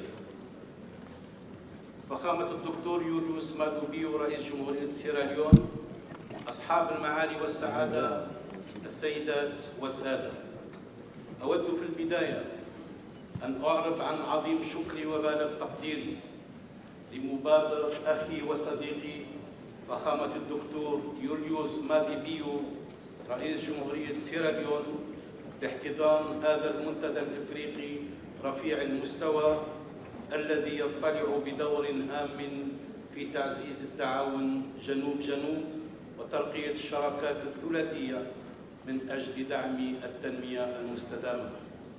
والشكر موصول كذلك للأمانة القارية للآلية الإفريقية للتقييم من قبل النظراء ومن خلالها إلى الاتحاد الإفريقي على تنظيم هذا المنتدى الهام الذي أتمنى لأشغاله كل النجاح والتوفيق في تحقيق ما يصبو إليه من أهداف سامية في سبيل تعزيز جهودنا الجماعية والتزامنا المشترك بتنفيذ أجندة الاتحاد الإفريقي 2063 وأهداف التنمية المستدامة في إفريقيا، مع مواصلة العمل في الوقت ذاته على ترقية الحلول الناجعة في ظل عالم يشهد تغيرات وتطورات سريعة وبالغة التعقيد. صاحب الفخامة السيدات والسادة، انطلاقا من إيمانها العميق بفضائل التعاون جنوب-جنوب والتعاون الثلاثي كعامل محفز للسلام والازدهار المشترك والتنمية المستدامة، جعلت الجزائر من هذا التعاون أحد المحاور الأساسية لسياستها الخارجية، وستواصل دعمها لعالم متعدد الأقطاب قائما على التضامن والتعاون وعدم التدخل في الشؤون الداخلية للدول، ومناصرا ثابتا لحق الشعوب في تقرير مصيرها. وستبقى الجزائر ملتزمة بالمساهمة في الجهود الدولية الرامية لترقية التعاون جنوب-جنوب في إطار مجموعات الانتماء متعددة الأطراف، كما كانت في طليعة الجهود الدولية الرامية لإقامة نظام اقتصادي دولي جديد قائم على الحق والعدالة في التنمية المستدامة. لقد بادرنا من أجل تكريس هذا المسعى باتخاذ عدة قرارات ومبادرات هامة على غرار إنشاء الجزائر والتزامها بالتضامن الإفريقي ومساهمتها في تعزيز التعاون جنوب-جنوب قائم وثابت ودائم، مع حرصها الدؤوب على ترقية التعاون الإقليمي والإفريقي والدول لبلوغ النتائج المرجوة وتحويله إلى واقع ملموس وتعظيم الاستفادة المتبادلة ومن التجارب المحلية. فلنغتنم هذه الفرص ليس فقط لتعزيز التعاون جنوب-جنوب، بل لبناء نموذج تنموي شامل، وذلك لجعل قارتنا الإفريقية شريكا فاعلا حقيقيا في بناء معالم نظام عالمي أكثر عدلا وأكثر إنصافا. I wish you fruitful deliberation, fruitful meeting, and thank you all for your kind attention.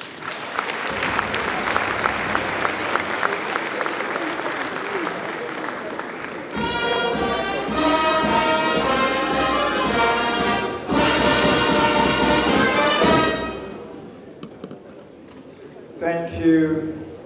Shukran. Merci beaucoup, Prime Minister Labawi. Ladies and gentlemen, the distinguished Prime Minister was an international world-class athlete in his youth. He was in his national handball team. He represented Algeria at the World Games, at the African Games. He was a distinguished, exceptional athlete. Let's put our hands together one more time. Now, permit me, before we get to the high points of this occasion, to invite back to the stage Ghana's Foreign Minister, this time accompanied by the youngest Foreign Minister in the history of Sierra Leone.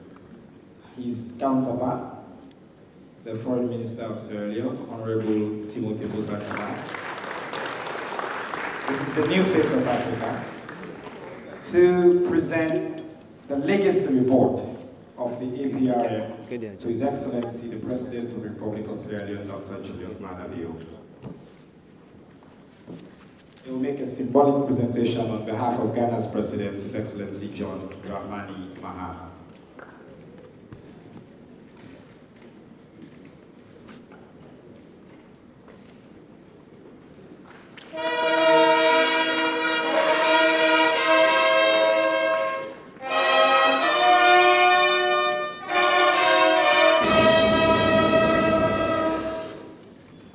Let's put our hands together one more time for the gentleman. the 44-year-old and the 40-year-old foreign ministers.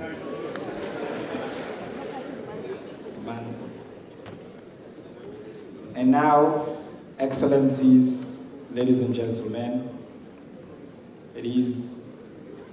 I like to say this is the honor of my life to serve and be inspired and be led by a true African Renaissance leader,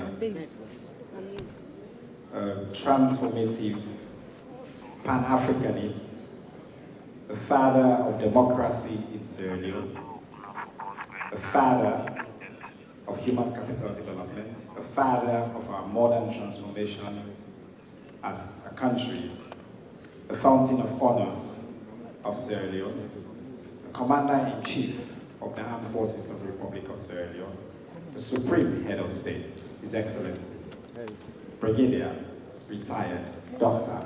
Julius Maada Bio. Please rise to your feet as he delivers his keynote address.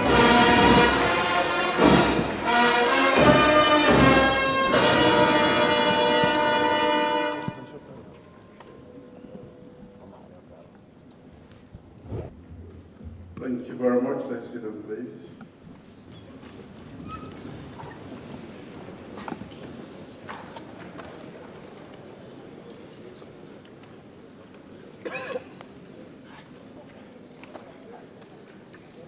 Your Excellency,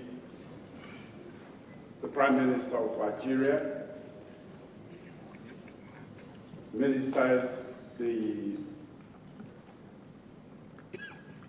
Chief Minister of the Republic of Sierra Leone, Ministers and Deputy Ministers present here today, distinguished representatives of the African Union, the CEO of the APRM, members of the Diplomatic and Consular Corps, esteemed delegates, representatives, and civil leaders present here today, ladies and gentlemen, civil society. Today, as we all gather in Freetown for the third African High-Level Forum on South-South Triangular Cooperation for Sustainable Development,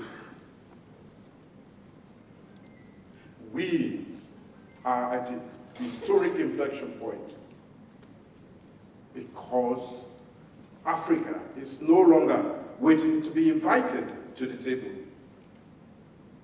Ladies and gentlemen, Africa is building the table.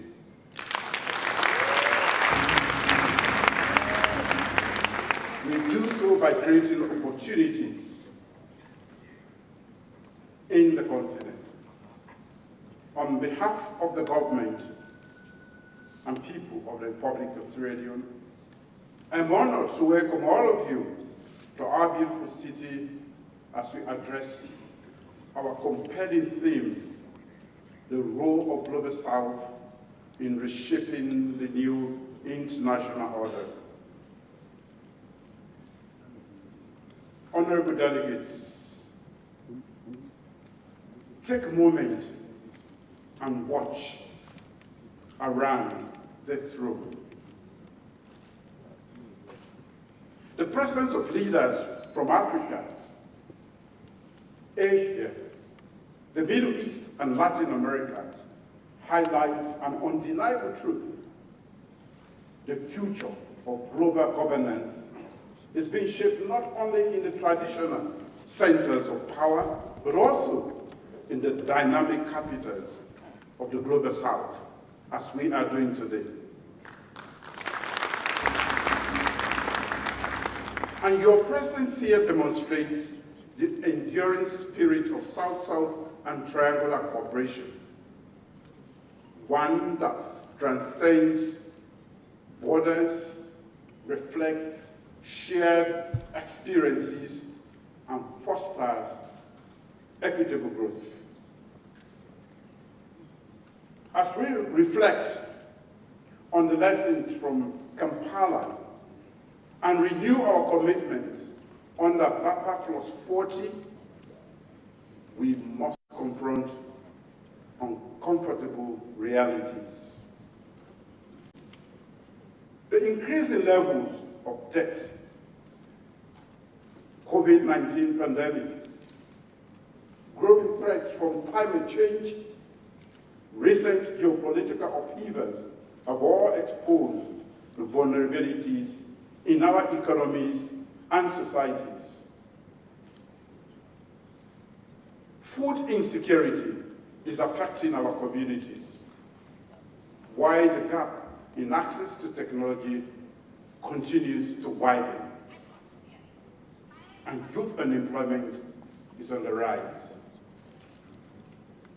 Global finance and trade structures continue to be biased against our interests, while our perspectives are frequently marginalized in global decision-making. That is not fair. These challenges are interconnected and clearly show a global order designed without our input. When you take a moment to consider the glaring inequality of vaccine distribution during the pandemic, it becomes even more clear that this was not an anomaly, but rather a symptom of deeper structural imbalances. At the same time, climate crisis, primarily caused by earliest industrialized nations, threaten to devastate our economies before even they are fully formed. Africa, as we all know, emits less than 4% of global carbon emissions, yet suffers the most severe consequences. The current situation is not only unsustainable, but also fundamentally unfair. It requires not just a small adjustment, but significant transformative change.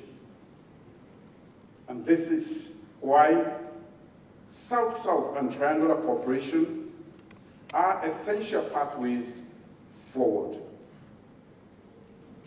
It establishes a framework based on solidarity, mutual respect, and shared development. These principles stand in sharp contrast to historical patterns of dependency. Ladies and gentlemen, South-South cooperation is already achieving concrete results. We are creating African solutions to African challenges through knowledge exchange, technology transfer, and collaborative financing. We are increasingly becoming agents of our own destiny in areas such as food systems, climate resilience, digital transformation, and democratic governance.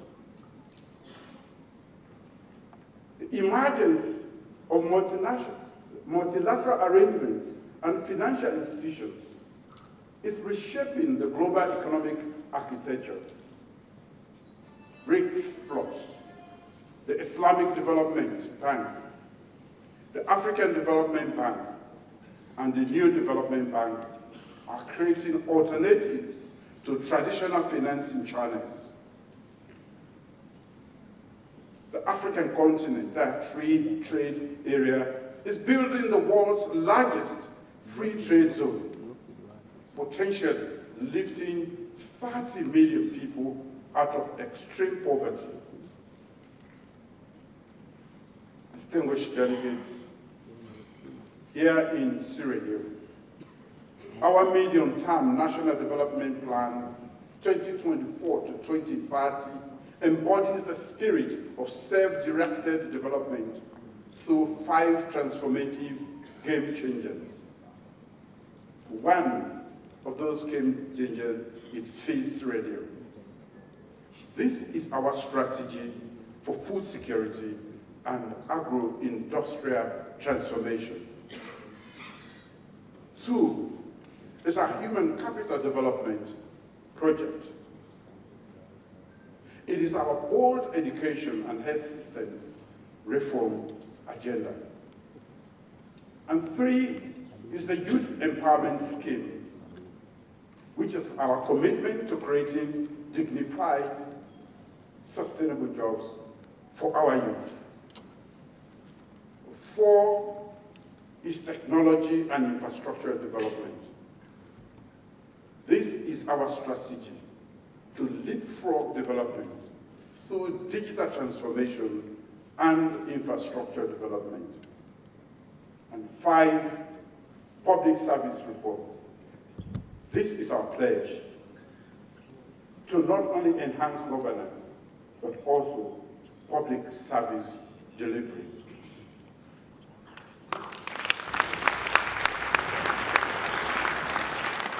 These carefully thought out policies align seamlessly with the AU Agenda 2063 and the UN Sustainable Development Goals, demonstrating how national strategies can advance continental and global ambitions. Equally important is our commitment to good governance through mechanisms like the African Peer Review Mechanism. We recognize that sustainable development requires transparency, accountability, and citizens' participation. Sierra Leone has embraced this process thoroughly and advocates for universal accession to the APRM.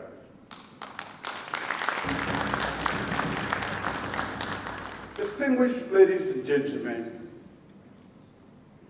when we fully harness the power of South-South and triangular cooperation for sustainable development, our collective strength will be undeniable.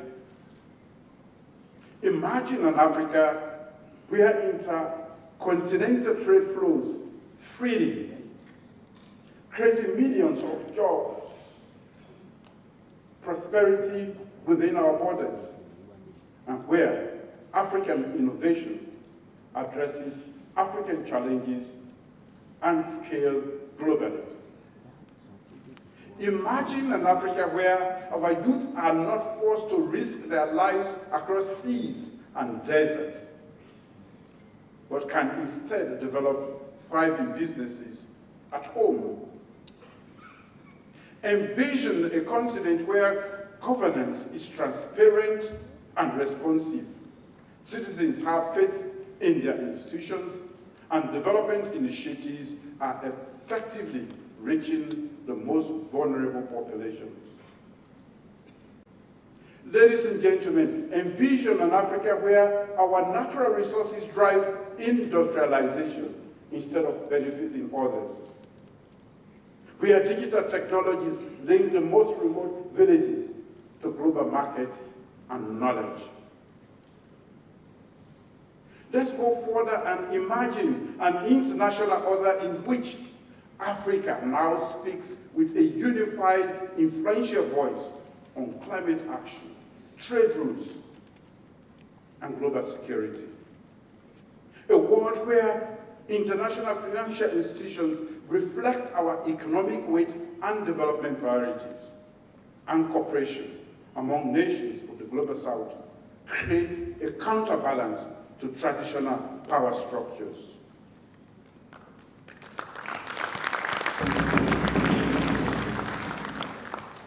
This is not a far-off utopia.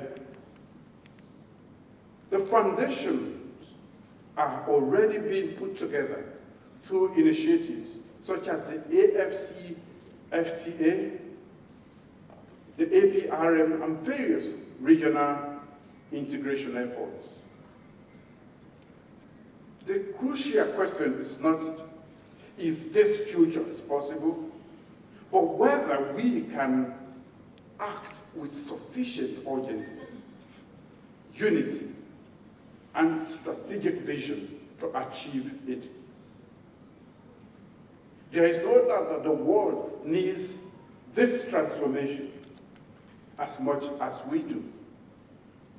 A prosperous and stable Africa leads to new markets, reduces migration pressures, and strengthens global cooperation on challenges like climate change and pandemics. So what must we do, ladies and gentlemen, to accelerate this transformation, starting today in Freetown?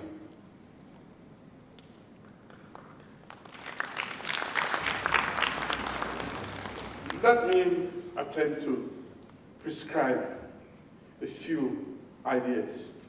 First, we must institutionalize South-South and triangular cooperation in our national governance structures.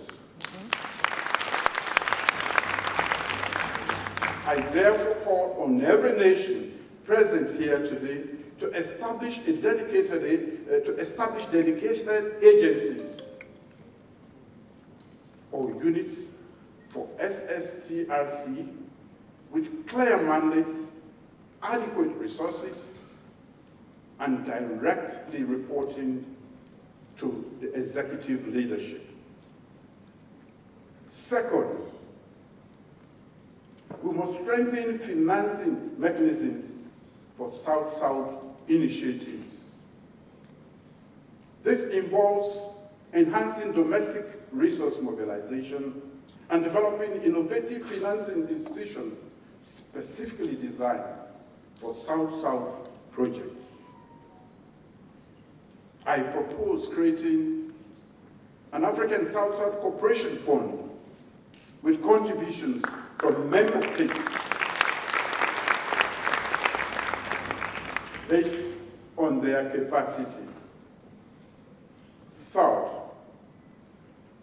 we must build a robust knowledge management system to document, analyze, and scale successful South-South practices. This will encompass digital platforms, research collaboration between our universities, and regular exchanges among practitioners. Fourth, we must prioritize youth engagement in South-South cooperation. The Agenda 2063 Youth Exhibition at this forum is only the beginning. We should establish a formal youth South-South network with chapters in every African nation, supported by dedicated mentorship and funding. Fifth, we must ensure that the Freetown Declaration emerging from this forum includes concrete commitments, measurable targets, and accountability mechanisms. I propose an annual scorecard to track implementation across participating nations. And finally, we must speak with one voice in global forums.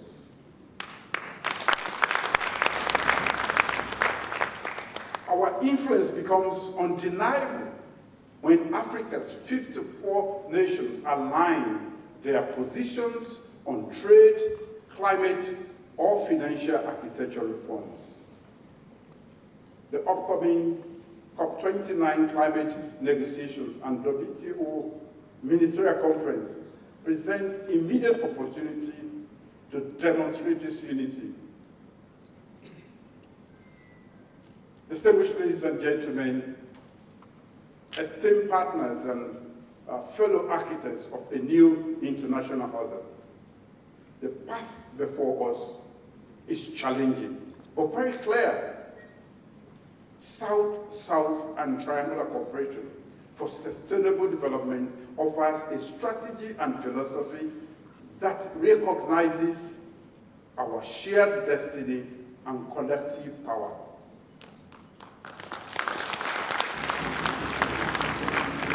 Let us use this opportunity in Freetown as a rallying call to strengthen solidarity among the nations of the Global South, in line with the spirit of Buenos Aires Plan of Action, PAPA Plus 40, and the recently adopted Pact for the Future. Let the Freetown Declaration that arises from this forum be remembered not just as another diplomatic document, but as a pivotal moment when Africa and the Global South moved decisively from aspiration to action.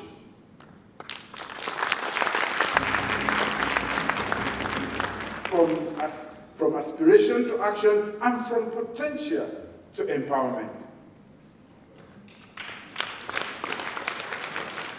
In that regard, I express my deep gratitude to the African Union Commission, the APRM, the Islamic Development Bank, UNDP, GIZ, and all our other partners who made this event possible. We thank our various government ministries and officials for their tireless effort in organizing this forum.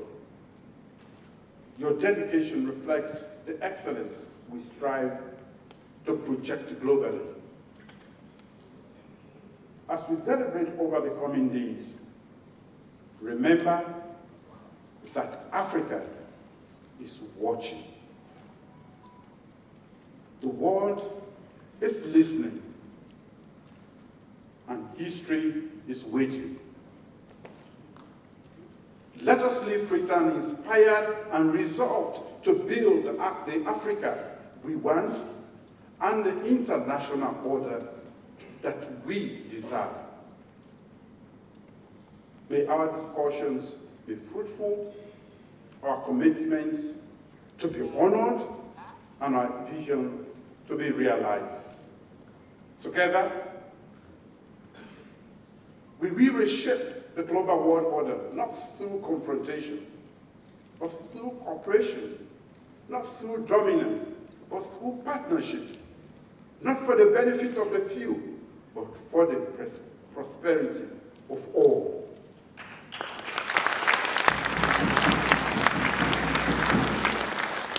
May God bless the Republic of Sierra Leone, the African continent, and all the people of the Global South. Thank you for your attention.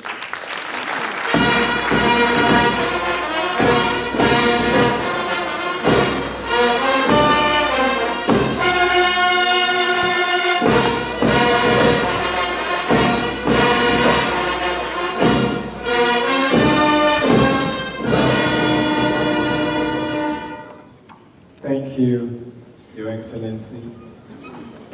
Excellencies, ladies and gentlemen, the President of Sierra Leone is the 33rd child of 35 children. He hails from a chieftaincy home, and at the tender age of 18, he enlisted to serve in the Republic of Sierra Leone Armed Forces. Every time in his life when the question has been, do you choose to serve and lead or choose your luxury? This man has chosen to serve, to answer the call. And today, we have heard in his words and in the embodiment of his actions and his policies, he has answered the call for Africa's renaissance and for true South-South collaboration. Thank you, Your Excellency, for your leadership and your vision. Ladies and gentlemen, this is how we will bring the curtain down on the first official and opening ceremony of today's event. Before we go, permit me to express sincere and deep gratitude to all of you for your patience and for being such fantastic audience. Particular thanks to my colleague, the Minister of Public Administration and Political Affairs, who has done a fantastic, exceptional job of organizing this event, Minister Anaya Kolon. And special thanks to my new partner today, the co-moderator this morning, Madam Sarah Hamuda, who is the coordinator of the forum. She has worked really, really hard to pull all of this together.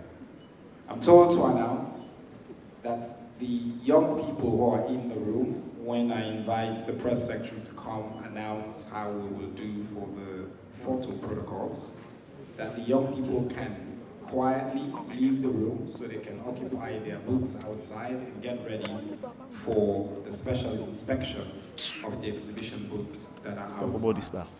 This is where my role ends. I thank you for your indulgence, and now I invite the country's presidential press secretary, my friend and brother Yusuf Keketoma Sandi, who will announce the protocols for the photos. Thank you very much, ladies and gentlemen. Thank you very much, and I think a loud round of applause for Sarah Cherino for taking us eloquently to this opening. Distinguished guests, His Excellency has consented for photo opportunity, and they will be conducted in the following manner. At the lobby outside of the auditorium, we will take 4 photo sessions. The first will be His Excellency the President and the Prime Minister of Algeria. The second will be His Excellency the President, the Prime Minister of Algeria, the CEO, APRM Continental Secretariat, the Chief Minister, the Foreign Minister of Ghana and Special Envoy of His Excellency the President of Ghana, the Minister of Foreign Affairs of Sierra Leone, and the Minister of Public Administration and Political Affairs also at the national point. For the third photo session, the Minister of Foreign Affairs of Sierra Leone and the Chief Minister will withdraw from that group, and that group will be joined by the following speakers: the Minister of Planning and Economic Development, the Vice Chairperson of the APRM Panel of Eminent Persons, the Ambassador of Germany and Dean of Diplomatic and Political Corps, the Resident Coordinator of Sierra Leone, and the Secretary General of the Organization for Southern Cooperation. The final photo session will be all the speakers that I announced for the third photo session will withdraw, and that group will be joined by the following partners, heads of delegations of these partners: South Fund for Development, Islamic Development Bank, UNDP Regional Office, and UN Office for South-South Cooperation. Immediately after the photo session, His Excellency will depart, and that will be followed by the departure of the Prime Minister of Algeria. Because of the exigency of time, the presidential tour of the exhibition will not be conducted. I encourage all photographers and those who have been announced for them to make their way to the lobby immediately after the anthem. On that note, please rise for the national anthem of Sierra Leone by the band. That will be followed by the anthem for African Union.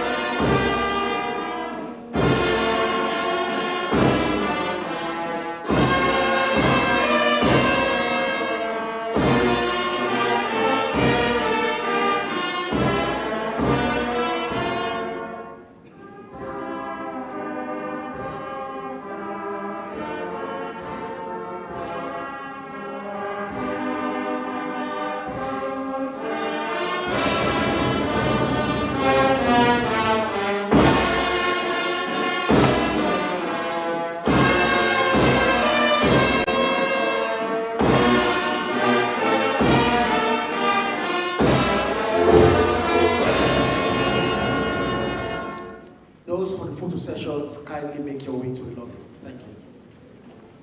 His Excellency the President and the Prime Minister will now depart.